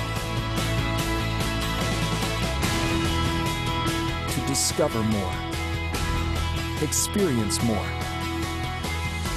be more. Support possibilities. Support Arizona PBS. Thank you. Third period hockey just about set. The Sun Devils ready to go for the final 20. As Colorado going to join them out on the ice right now. Arizona State up 3-0, looking for their 15th win on the season. They're getting closer with a 3-goal lead right now. The Sun Devils have all the momentum in the world. Colorado unofficially 7 shots on goal on Robert Levin, so he's a perfect 7 for 7 by our books. We'll get the official after the game. They seem to always be nice. More than likely, it's probably like 15 shots. The PA guy counted 7 shots last period for Colorado, which the official stat keeper for ASU will not have that. I talked to him about it. He guaranteed me that wasn't going to happen. Ooh, big hit on Preckle as he's flying that neutral zone. That'll get at least some spark back on Colorado as they tap some sticks by their bench. Cycled around from Peter Martin. He's muscled off the puck. Delinsky and Norris both battling forwards behind the net of Palumbo. Brought back out though by Martin, the junior from Longmont, Colorado. A pass too far ahead, intercepted by Blumgren. Delinsky over for McAuliffe. This one back for Norris. Norris to the side of the face-off circle, trying to cycle it around to find his forward teammate. Martin there as well. He's been active in the defensive zone this shift. Trade spots with Norris as he corrals it 5 feet to the side of the net. Blumgren over for space. Lots of ice for the Sun Devils to work. Blumgren's wrist shot. That one blocker to side. McAuliffe has it on the backhand. Gets the pass off. Here it is for Preckle. The senior not able to keep it in. It's going to be delayed offsides just by about an inch. And it's tipped by Mady and back over for Levin as he'll knock it down and get it back to Preckle. Kahn, Heckel, and McGinty are trying to all get back out on the ice. 2 of them are out there right now. Norris caught in the midst of a change. Fez Kahn will chase. No help, though, as he's met by Florian on that far corner. Back out towards center. Here's Temby. Temby and Young with it back in their defensive end. Pressure from Marinholz.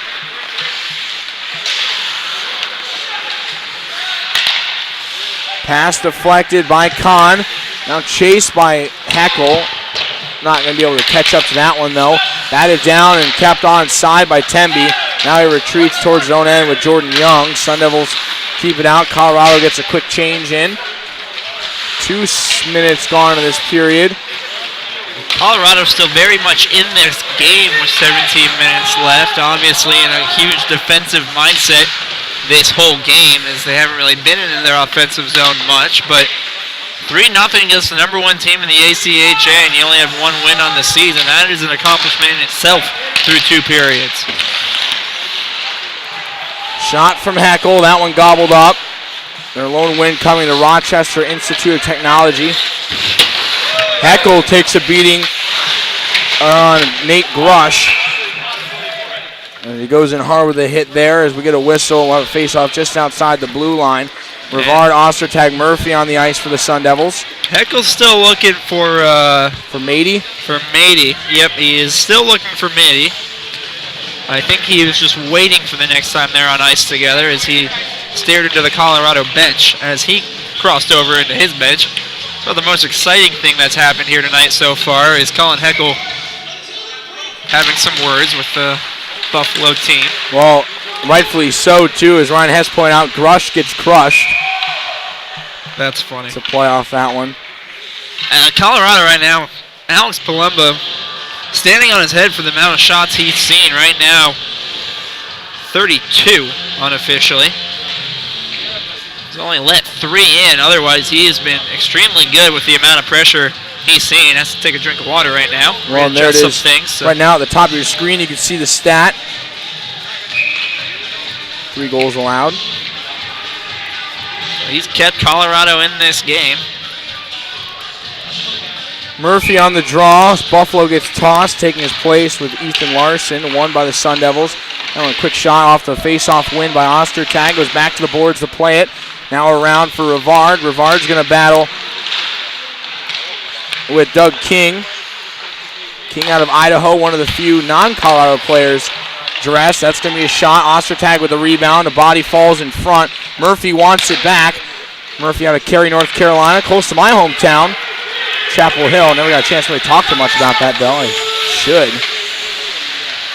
Sure went to school. Axel Relafers pinned up. Be really surprised if he went to Cary District School. It could get really awkward. Those rivals? No, well, I have a rival in Cary, but I would doubt he went to that school. No hockey program. Oh, okay. Yeah. So there's no way. His Hoban dumps a player. That's going to be offsides as well, so that's the whistle. But, yeah, Chapel Hill and Cary about 35 minutes apart, but really surprising considering we're both Arizona State right now, so makes it unusual to find that. But Hoban just dumped Alex Relafers in the similar spot. Another Colorado player was dumped earlier by Colin Heckle right there on the red padding on the edge of the glass. Oh, yeah, by Burkemper, you mean? Yeah, Burkemper, that's who it was. Yeah, Burkemper's second big hit in 2 nights. ASU is picking that one spot, and it just cannot feel good. There's some red padding around where the glass starts, but I guarantee you that does not do much. Levin doing a good job of rebound control rather than just having it pop out in front. He's just sending it all out of play. Levin now has seen 8 shots tonight. Make that 9. Snares that one. Is the most action he's seen all game. They gave ASU teammates, gave Joe D'Elia, kind of teased him last night asking if he fell asleep in goal. He saw about 21 shots. And tonight, Robert Levin has seen even less, so I think more the reason same question to him. The reason they were teasing I know D'Elia is for the one that went in off the deflection, but still. I think it was Chisholm mainly. Not too much work for the ASU goaltenders this weekend. I can see how that's going to work. If you're a goaltender, you're going to be sitting there saying, I don't even want to talk about it. Obviously not the best moment. But nothing you do about it. I want to ask Robert Levin, like, what does he do in his time of standing there? He has to, to keep himself in the game, he must do something. Count something. There's no butterflies like baseball that he can watch. There's no butterflies. Can't pick any grass. No. Your hands are kind of can't play with tough. his cup. Wow. Did we just go down the broadcast? It's true. That's a baseball thing, yeah. It's a baseball thing. That is such a baseball thing. It happens. It's things he can't do, though. His hands are occupied. Austin's mind went where mine usually is. I don't know. In the gutter? What? You're saying your mind is usually in the gutter? I don't think that was a bad comment, personally. I think it was fine. It's unexpected. I did not expect that. Unexpected, I'll give you that completely. That'd be something I would say. And then you look at me and start laughing and be like, what did you just say? There you go. I got to take my chance to do it right now. Yeah, I have my moments. I might submit this one for our Cronkite Sports. Dumb comment of the week. Put it for a highlight reel, the not top 10. That'll be up there. I'll have the other 9. I'll have the other 9. Dumping himself on the ice. Fezcon and myself will be on the not top 10 today. Yeah, Nick's yawns on the broadcast and you're on there too. Over for Jordan Young, holds it at the blue line. One-timer from Norris. Delinsky's going to have to grab it in the far corner. We're tired. It's Halloween weekend. Never got a chance to even do anything for Halloween. We're just both exhausted. I mentioned it last night in the broadcast. What did we do? We went back and tried to get some sleep that we didn't get during the week. Wrist shot from Boulder. The rebound! A good chance from Levin as he's out of the net to grab that one. Shot coming from Grush. And he tries to get it back to no prevail. The Sun Devils back out of the zone. A good opportunity, though, for the Buffaloes. One goal could give them some spark and put them right back in it, definitely. Norris, a pass looking for Delinsky. It was knocked aside by Wigton, held in by Temby. Going to push this one deep. The assistant captain tries to find Delinsky. McAuliffe on the side, just in front of the blue line. Now back to the corner for Liam Norris. Another backdoor feed. Palumbo is going to push this one back towards Young at the blue line. Holds in. Now goes back towards center, trying to find some room. Trade spots with Temby deflection. That one goes up in the netting. And I think it went off the piece from Delinsky, almost for Norris. I don't know if he knew that Norris was stepping in. Excuse me. That 14-minute mark just passed in the third.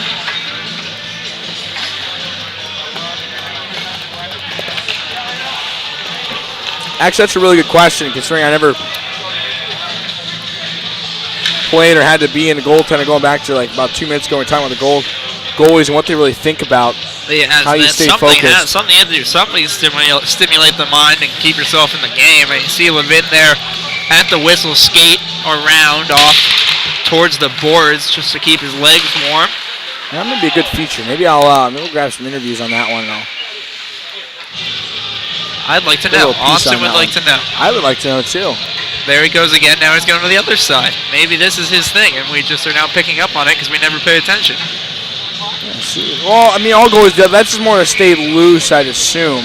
Well, yeah, but maybe he goes back and forth, and maybe he has a maybe there's a pattern to it. As Heckel just puts that into the chest of Palumbo. Palumbo playing extremely strong here, despite our ridiculous antics in the booth. Does he make the Geico piggy noise as he skates aside? Probably. Okay, he lost Nick. Like I said, my mind's always in the gutter. Hoban now retreats. Oh, a big hit on the shoulder of Ritchie, flattening David Coleman. Hello, as he gets his bell rung. Kept in by Fez Khan.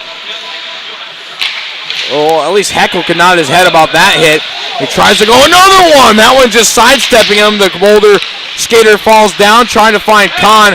Gets a minor push from behind. Heckel and Ritchie absolutely flattening the Buffaloes on that one. Now McGinty floats a backhander on. Palumbo holds. You know after who the Colin whistle, Heckel here comes found? Colin Heckel. He found Mady. Pierce Mady, and that's who he laid the hit to. And Mady took his shoulder and kind of spun off of Heckel, but still enough force from Colin Heckel that Mady took a decent hit, stayed down for a little before getting back up. And it wasn't all of Colin Heckel, as now Heckel will find his way to the box. And we'll see if Mady's going too. I think he is, so Colin Heckel just motioned to him some more. They might have some words. Colin Heckel might have some words for him. I believe he does, as they sit down. So coincidentals here, and now Murphy going at it.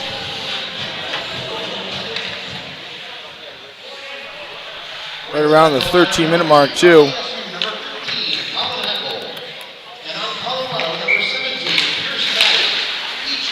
Colin Heckel still upset about getting dumped after a whistle behind ASU's net.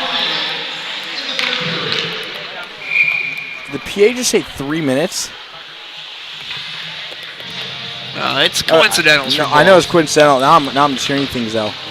I'm just waiting for the mistakes or for the PA announcer. It's been a rough season for the PA announcer at Oceanside. He's had his games where nothing has gone right for him. Other games he's been spot on. Actually, in terms of, well, he's gotten the players right for the most part. That's why I said Maddie. I think. Precker goes back on the icing call. So Levin now Tebowing in net. I'm so focused on what. Now he just shaked himself loose. I want it. It's something. He has to there's be. the cup check. Oh, here you go. Now he's bent 11 over. shots unofficially to Robert Levin tonight. I believe it's the least he has seen since being in a Sun Devil uniform. Don't quote me on that, but I'm pretty sure that's right. Not sure how many faced against San Diego State in the opening weekend. Losing a stick in the process with the Buffaloes. That'll be pretty close, though. It could be by the end. Murphy and Blumgren coming in with Oster tag. Cuts back. Murphy loses possession, though. Wigton was the one who caused the turnover back in his offensive zone. This is one of those games for the Sun Devils where they've controlled it, but only 3 goals to their credit so far. Colorado's bench much more enthusiastic, more energetic right now than the Sun Devils. Yeah, ASU is kind of dead right now. And so it's one of those games where I really don't know which way Coach Powers should go with this. He's got 2 quotes for this situation. One, that they didn't play well, they were flat. I'll get the other one in a second. Shot there, that one deflected wide. Coming from McAuliffe. And it's cleared. The second quote that Coach Powers could go to is they played well, but Palumbo just played extremely well, and they just couldn't score, put a lot of shots on net, and it was a good game. They just couldn't get one past Palumbo at a great game in net. So or he go could with put one of those two. or I'll go with the Knicks answer and there's a little combo of both and say we started really good, then kind of simmered off, and then Palumbo played well. We'll see which one he goes with. But that's, no, really, because a 3-0 game, look, Colorado is very much in this with 10 minutes to go. ASU has completely controlled this game, though, from a time of possession standpoint and from a shot standpoint as well. Well, you'll say they're in it. I'm saying they're not. No team's ever scored more than 2 goals against the Sun Devils this season. I said in it in the sense that they're only 3 down. Maybe they won't come back, but look, for an unranked team who has 1 win this year against the Rochester, against the #1 team in the ACHA, is now Norris takes one to the neck. That was right towards his collarbone. As he is going to be extremely slow over the boards. It's above his collarbone, it looks like. Looking for a deflection to get over to Fez Khan. Never got over there. He will sit down, though, so he must be okay. Nothing happened with Heckel as he's out on the ice right now after he came out of the penalty box. Jordan Young trying to step in, go all the way deep into the zone, has to peel back. McGinty takes his spot. That one, well, somehow holds in on sides. The shot missed. McGinty grabs from the blue line, throws towards the slot. Heckel was there. Couldn't corral it, though, and here come the Buffaloes the other way as he's met with Colin Heckel sandwiching him into the boards. And as that was Grush. Here comes Captain Canada crossing the red line. Gets it back. Can't pull it in, though. Palumbo jumps on and protects himself from what almost 2 players running into him. And there goes Levin again. Back now to the opposite side. So there he goes. Colin Heckel, man on the mission right now. As he is just finding bodies to go after. I think him and Mady are still having some words, but he is quote-unquote headhunting right now. Not really, but body hunting, you could say. Yeah. Man on a mission. Call him Captain Canada right now. I picture him with like a flag wrapped around his neck, just like on a mission to take down. Or like he's running a marathon across the finish line. Canadian flag flowing in the wind. He cut his hair, though, so I can't do the Fabio.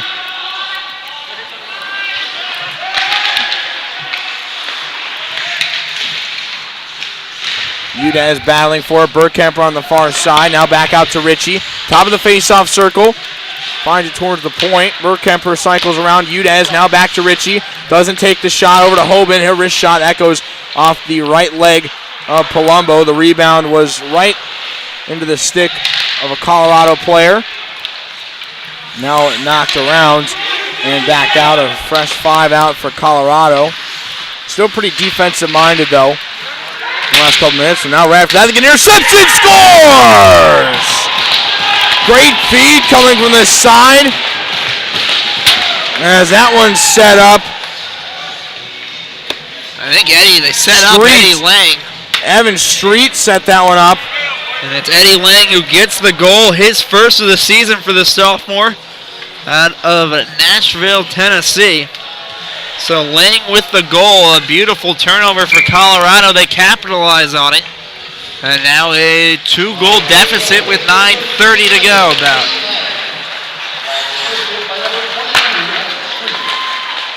Nick, you called it. Street did get the assist, and a great turnover for Street as he created that goal. Everything happened too quickly for Robert Levin, and got one over his right shoulder. That's why I got all jumbled there. His first goal Colorado State's had in the state of Arizona. Retaliation for here's Preckle. Retaliation for Preckle because Murphy got dumped. They're still kind of chirping back and forth. Oh, and Preckle will drop. Now Murphy has some words because Murphy's really the one who got dumped. Preckle standing up for Murphy. You hear Colin Heckel on the bench yelling, call something on that guy. Because he was not happy. Preckle just standing up. Surprised that Preckle's the only one going, actually. How many wins do you guys have? We have more wins than you guys have goals this whole year, pal. Go back to DQ, you piece of shit. Now some lovely words being exchanged between both teams. Danny McAuliffe hopped on the ice to go talk to the head official about the situation because they're not really happy, ASU that is, with what's going on. I believe it was John Myra who was the one who was having the issues with Murphy. He dumped Murphy. Now Heckel on the bench. Preckle gets called for interference. So ASU going to be down a man with about 8:51 to go. And they got a 2-goal lead. Heckel gets tossed. He's complaining. Colorado says that they have the Sun Devil bench rattled. They may well actually have done just that. This is insane. Never seen two teams go at it this far.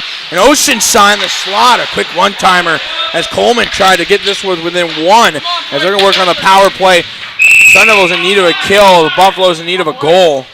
This could be a very interesting 2-minute shift by both squads.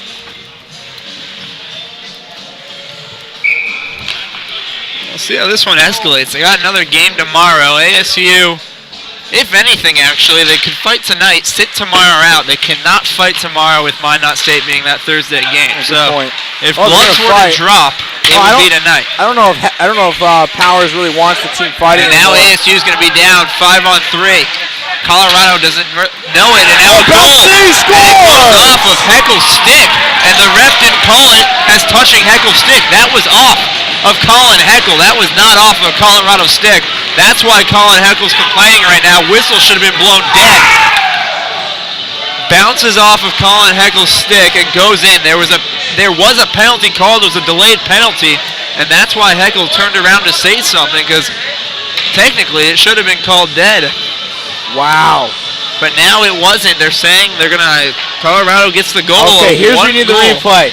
Fans, take the play back and scrub it back a couple seconds. You'll be able to catch up later, and you guys be the judge. That one, I'll have to look. I'm almost agreeing with Austin on that one. I think Heckel got that piece of that. I don't think that goal should have ever been allowed, as that should have technically blown the whistle. And it should have been 5-on-3, but it's a power play goal nonetheless for Kane. Now another 2-minute power play for Colorado as Dolinsky goes to the box. So the man advantage for Colorado helps them out. Now they're down 1 to the #1 team in the country. A missed call, I'm going to say, by the head referee. It did happen so quickly they could have said it was they thought it was a deflection or off a Colorado stick. That's why the whistle did not get blown. But well, I know what Coach Powers is going to say now in the post game between your two options. Well, he won't be happy with one discipline issues. And he's not going to be happy with the refs either. Preckle hits the body. And they got to be careful, though. They can't go down now. So there was going to be a 5-on-3 before that goal. And they can't afford that now. Is Colorado only down 1 to the Sun Devils? It has definitely sparked this Sun Devil team. Colin Heckel working on the penalty kill. So Coach Powers did put him out there now on the penalty kill to get something going. Wraparound chance for Bergkemper. Tries to stuff it. Caught on the side of the good save there, but Palumbo used his toe to keep that one pinned up against the blade. Heckel tries to poke it loose, does it. Now he's pinned. Now free for Bergkemper. It's going to be Bergkemper. Young goes deep into the zone. They want to go short-handed. A great move, Bergkemper. That one's saved by Palumbo. He actually brought that one back to try to lift it over the pads. Didn't work that time. Heckel into the zone. This one's going to be knocked down.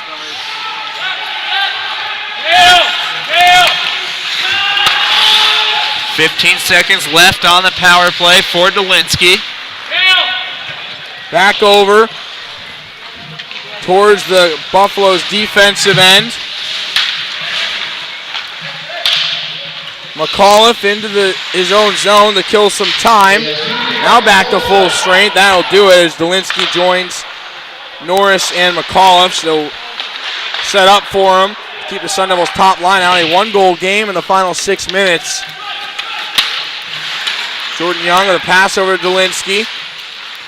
So a missed call by the referee has made this a 1-goal game for Colorado.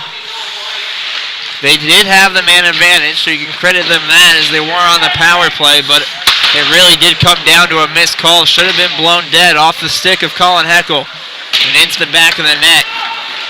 They did credit Hurley Kane with the goal. We never really got to that. That's his first goal of the season as well. He has 2 points on the season now. You can say his thank yous tonight. Yeah, you can thank Colin Heckel. And now ASU with 5:25. They want a goal badly here. They need one. Freckle dancing around, gives it over to McAuliffe. Tries to get a quick shot off.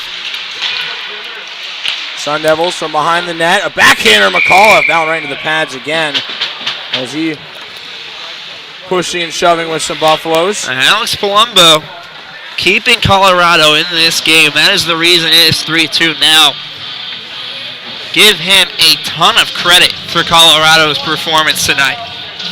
Unofficially now, has stopped 43 shots by my count. I think I'm in the ballpark.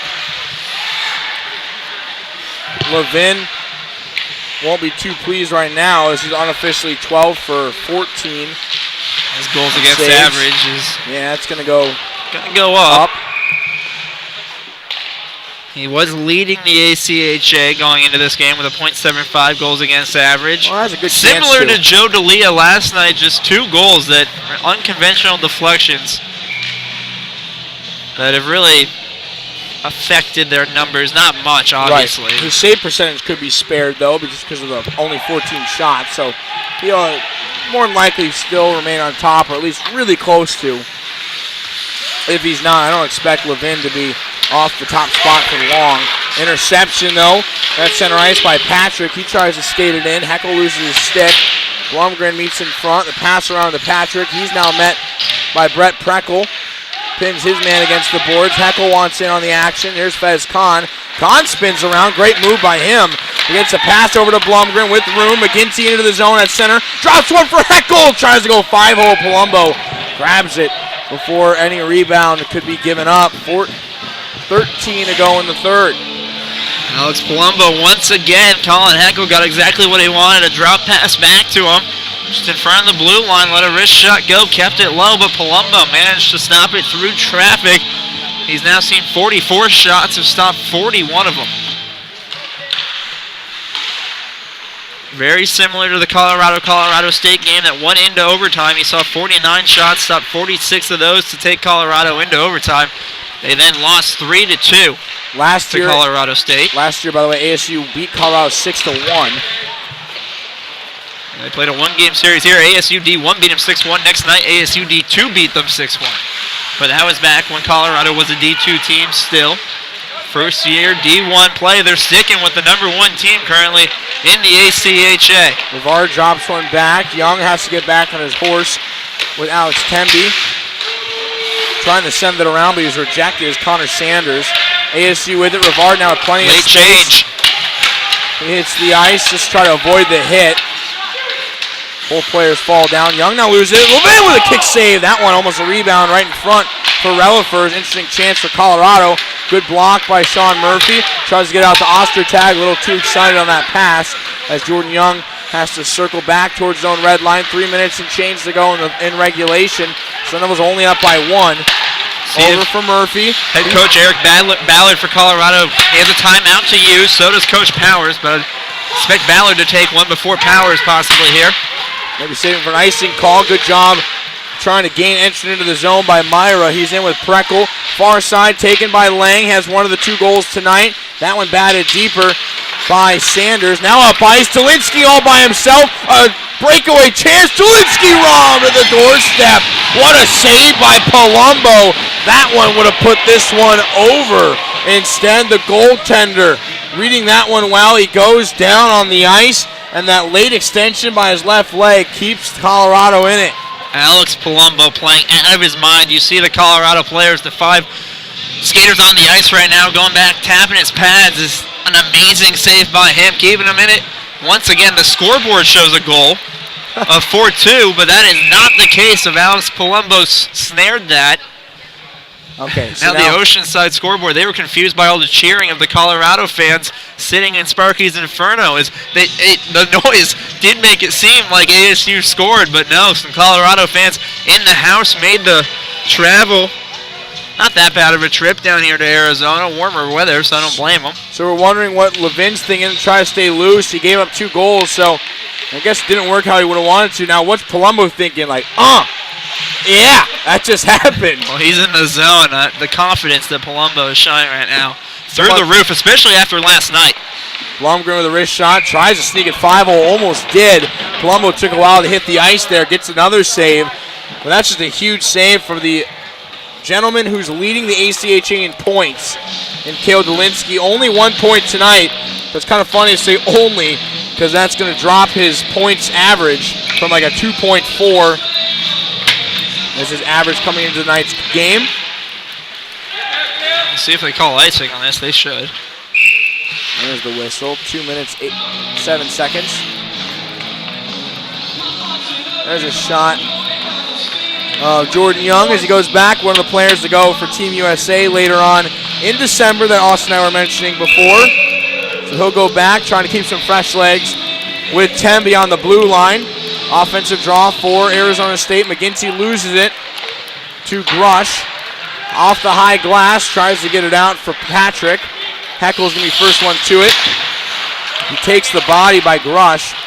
Now in with Kahn, he loses possession. Battle for it, Buffaloes have it, the black and gold. Looking to get it to their offensive end. Temby tries to send it back. McGinty into the zone, minute 40 to go in this game.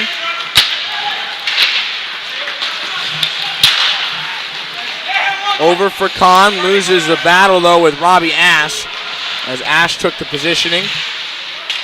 Minute 30 in regulation. Keep an eye on Palumbo, see when they decide to pull him with 120. I would assume they would. Ash back around. Well, they have to get out of the defensive zone first. Jordan Young holds it deep. Now Kahn against those end boards. Well, ASU's been doing this all game long. They can just sit here and cycle for the final 1 minute if they really wanted Jordan to. Young's going to do it. Back for Kahn, an unusual position he plays. Goes off the skates of Patrick. Now with it's Jordan Young. Son of a just trying to play keep away at this point. Now Palumbo may be gone. Well, they didn't. They lost possession. They have to get a line change. Temby over to Captain Canada. He comes on sides with Jordan Young. Trying to make some space, though. Sunderland's going to change as well. Good job by both teams. Heckel shot, rebounds there. McAuliffe steps up. A diving effort. Saving that goal was Pierce Mady. As we get a whistle, it goes off into the ceiling. 35-plus seconds remaining. Big stick there by Pierce Mady, as you mentioned, Nick. The only thing that sent that up into the netting here at Oceanside. Saved a goal, and now Colorado likes to use their timeout, so good timeout here by Eric Ballard. And see the skaters kind of and we'll see if their they way back to the bench. I wonder if they come back out on the ice. I doubt they will because the faceoff is in their zone, but with 6, possibly pull Palumbo. Hope they win faceoff, but I highly doubt they'll actually do that. And they're trying to draw together some play. Here's the new Arizona State mantra of this time. Powers says, the guys know what to do. We've done this every day in practice. No need to talk. They don't talk. They don't chat. Coach Powers never talks during timeout. It's just a time for his team to sit there. The only reason he does it usually is if the guys are gassed and they don't get a change. Well, they talk in timeouts when a play is needed. There has been a few times where they have drawn up a play off the faceoff and has actually worked. But they've rarely ever actually drawn anything up or talked because of the preparation from practice. Colorado, on the other hand, with some energy out of that break, almost like coming out of a huddle in a football game. As they break now, they have their play. Palumbo will be in net, 35 to go. We'll see if they do get a chance to pull him. Norris on the draw for the Sun Devils, does win it, but the Buffaloes take it immediately off the faceoff. They have to get it out of the zone, but they can't do it. They do, but McAuliffe sends it back deep. Under 30 seconds now in the third. Take number 2, Mady's able to get it out. Blumgren has possession. Norris sends it back deep. Delinsky's going to chase with Peter Martin. Only 13 seconds to go. Not working for the Buffaloes' favor. They're going to have to do something big. Riddell on the far side over for David Coleman.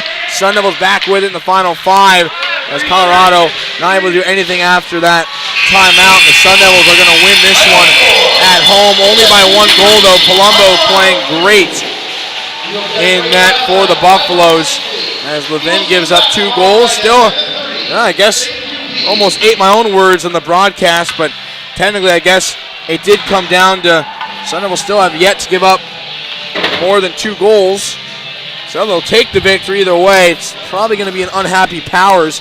We'll actually see if he comes over. We'll see. It should have been a 3-1, maybe. final. I mean, there would have been a 5-on-3 opportunity. But we'll see how he takes this one. I know you mentioned it could be an unhappy Powers. We took our guesses. Sun Devils improved to 15-0 on the season, remain undefeated. Colorado is going to drop to 1-6-1 on their year. And you see Coach Powers there congratulating Palumbo, giving him a tap on the back as he just stood on his head. Played extremely well once again.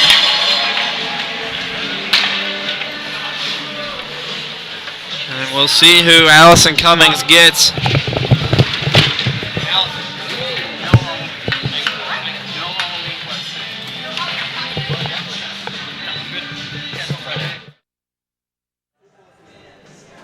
So we'll see. We're going to grab here really quick. Get the shot of the team going off. Joe there as well. Here comes some of the freshmen going back to the locker room after winning their 15th of the season. I don't think we're going to have Colin Heckel. I don't know if we're going to get a player. I think we might just have Coach Powers. So we will throw it down now to Allison Cummings with the head coach. All right. Thanks, guys. I'm here now with head coach Greg Powers. And the first thing first is Colorado's an unranked team. How do you feel that ASU played against them? You know, I mean, we were clean and off. We just didn't finish, you know, and that's what happens. Hats off to that team and hats off to that goalie for keeping them in it. And when you let a team hang around and they believe and you keep things close and you allow them to, you know, believe, that's what happens. And we're just glad to get out of here with a win. And going into tomorrow, what do you really want to work on? Finishing. Just putting the puck in the net. We got way too much talent. I mean, it could have easily been 6-7-0 halfway through the game, and it wasn't, and they popped a couple ugly ones, and that's hockey. All right. Thank you very much. All right, we're waiting for Brett Preckle. We'll see if he comes out. Oh, he's right over there. Give him a couple seconds. I was getting ready to throw it back up to here to us. And I thought we were going to get Brett Preckle too, but I thought we were going to get back up here, but no, we have Brett Preckle. So there he is. I'm now joined here with Brett Preckle. And so, Brett, first question, probably the most obvious question, was the physicality. Can you kind of walk us through what happened there? I don't know. They're kind of a dirty team, I think. A lot of elbows flying, hits up high, so we just need to bring intensity tomorrow and put them in their place. All right. And for fans going into tomorrow, what can they expect from you guys? Different team, different effort from us. A lot harder, more fast and physical for sure. All right, thank you so much. Thanks. Back to you guys. Da, da, da, da, da, da. Is that our comeback music? Yeah. Well, we got Robbie Baker. That's right. I was using the football theme. I couldn't think of one that was more dramatic to get Robbie Baker back on the call with us. So Welcome back in. I know. Look at this. So for all those of you who don't know, Robbie Baker was on the broadcast with us. I was. Last year he had to depart us, though, to take Bigger over. and better things. To take over the Blaze radio station. How's that working out for you? It's going really well. It's sad because I'm not here as much as I'd like to be. I'm all over. It's what am I not doing right now is the question, not what am I doing, because I'm everywhere. But it was great to be back here tonight. My extremities are all entirely numb. I can't feel my fingers and my toes, so I feel like I'm finally back at hockey. Underwear? I'm wearing 3 layers up top, and I'm still freezing. My blood is thin incredibly after being here. You're used to a full suit. I'm used to, it's casual Friday. And your lips are kind of blue, so yes, you're definitely I'm losing color. But no, it's good to be back here with you guys. I appreciate you having me on here in the little post-game action here. Yeah, we'll get a little recap we here. got to take, what's your take on the game? I mean, you haven't seen ASU really at all this season, but... Matt Seaman. I don't know if the camera still on me. I don't know what's going on here. There it is. I found it. I'm sorry. I'm used to radio where I can just talk and it doesn't matter where I'm looking. No, the game, honestly, it was a pretty sloppy, ugly game of hockey, to be honest. It was a pretty boring game to watch. Halfway through, I don't know if you mentioned it on your broadcast, but Austin and I were actually talking as color guys on our radio broadcast to the television over here. But it was a boring game of hockey overall. And honestly, I was surprised. ASU should have put up 10 goals tonight. I mean, Palumbo played great for Colorado. But at the end of the game, ASU, they were kind of in a shell that whole second half of the game. And then it came back to bite them a little bit. I mean, Colorado came back and made it a 1-goal game. And I think part of it, too, was Colorado obviously got under ASU's skin. And then you kind of saw Heckel and Dolinsky taking the penalties that you don't want to see them take, but they're kind of known for taking.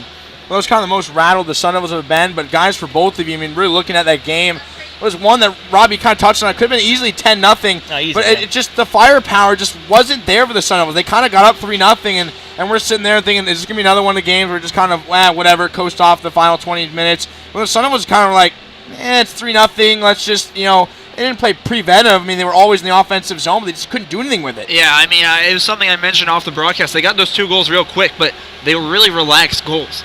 They kind of just got past Palumbo. It just happened. ASU was like, okay, great, we're up 2-0. But that was, I feel like, since they actually got on the ice to start the game, very relaxed atmosphere. I don't think they felt like they had to be high-strung or anything like that because, look, they know who they're playing. I mean, they were playing a 1-win team. They knew that, and we've seen ASU in the past. It's funny. They always hit this stretch about this time of the year where every team that comes in here, it's not a slump. It's just like an off thing. They win, but it's not a good win. It's not the win they should have. It's not the win everyone expected. Right. They hit this just kind of speed bump that kind of slows them down. I don't know if it's a mentality thing or, if they're physically tired. It will be interesting to see. They got 3 weekends in a row of 3 games back to back to back, followed by 1 more weekend at home with a 2-game series. And then U of A, which is a big series. They're not used to these 3-game series usually. A lot of the veterans, at least, 2-game series. That's all they've been used to here at ASU. So we'll see if that's taking a toll. Yeah, I think the big thing for Arizona State right now is the eyes got to be on next weekend. The November 6th matchup, or November 7th, excuse me, the Thursday night matchup next week against Minot State. That's right. It's the one the 1 versus 2.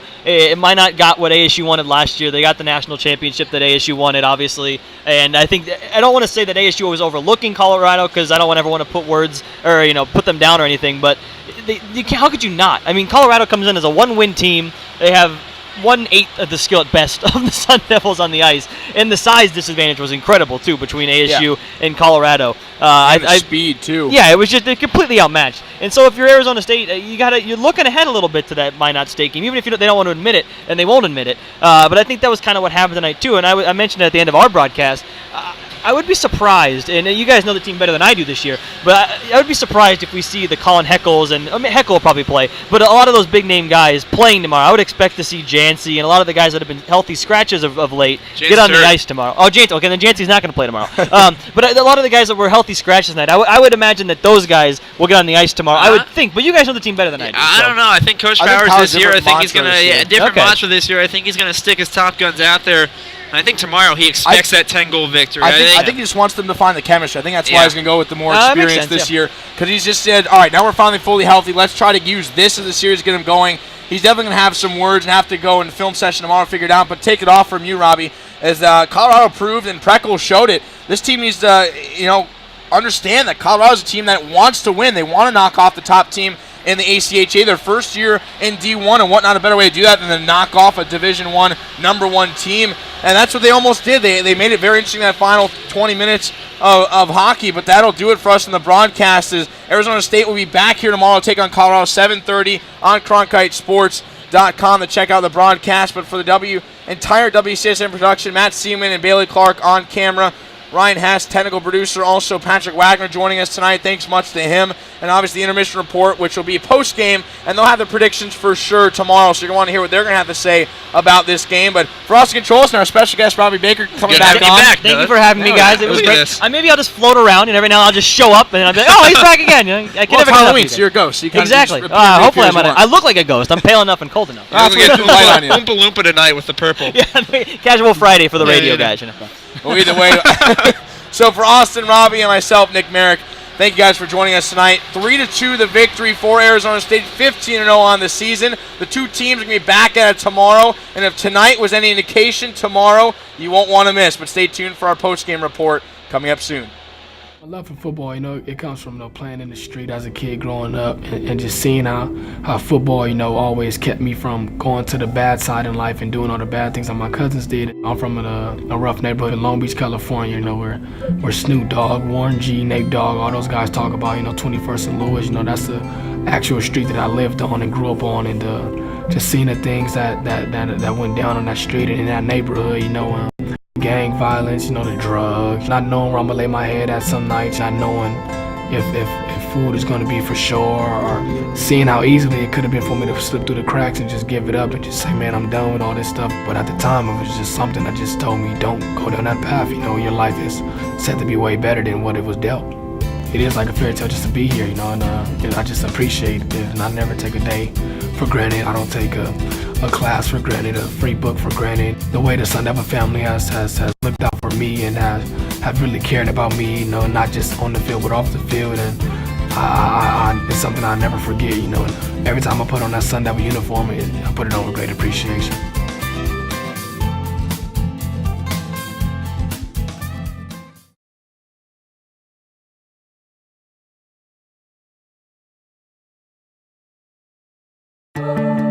Become the voice for those who don't have one. Be the eyes for those who can't see. Listen to the story for those who can't hear. Explore the world so others can as well. Become a journalist. Start here. ASU's Walter Cronkite School of Journalism and Mass Communication. Your story begins here.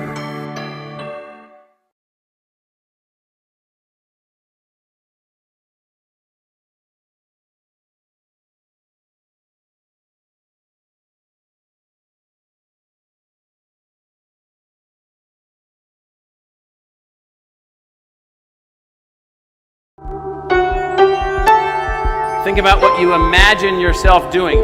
Think about what you want your life to do. Think about what you want your life to mean.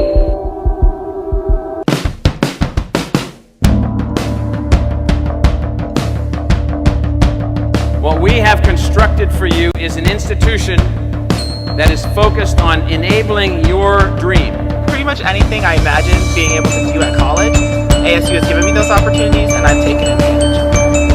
We have a medley of student, staff, and faculty. The size actually works to every student's benefit here because whatever you are, there's a place for you here. It's a nationally recognized college that has international connections. There's so many opportunities for every single student that comes here.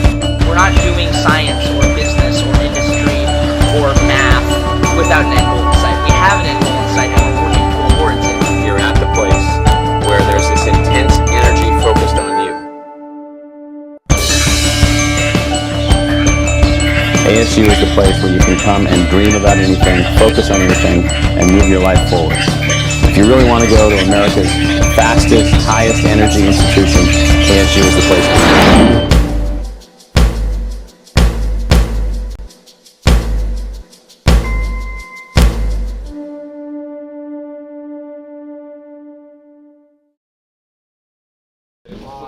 Hello and welcome into the post-game report. 3-2 the final score. Arizona State still undefeated over Colorado. I'm Allison Cummings alongside Josh Franz and Brett Deckert. And so first thing is first, let's rewind back to the pregame where we made predictions. Both of you thought it was going to be, a blowout. Colorado got 2 goals that period. Talk about their play overall. Well, I almost felt bad predicting 11-0 and we're just slightly wrong there. Well, yeah, I felt just as bad as you did, but at the same time, how many goals do you think the Sun Devils should have scored tonight? A lot more than they did, but some good goaltending, some smart defense. It seems that maybe teams have figured out the Sun Devil offense.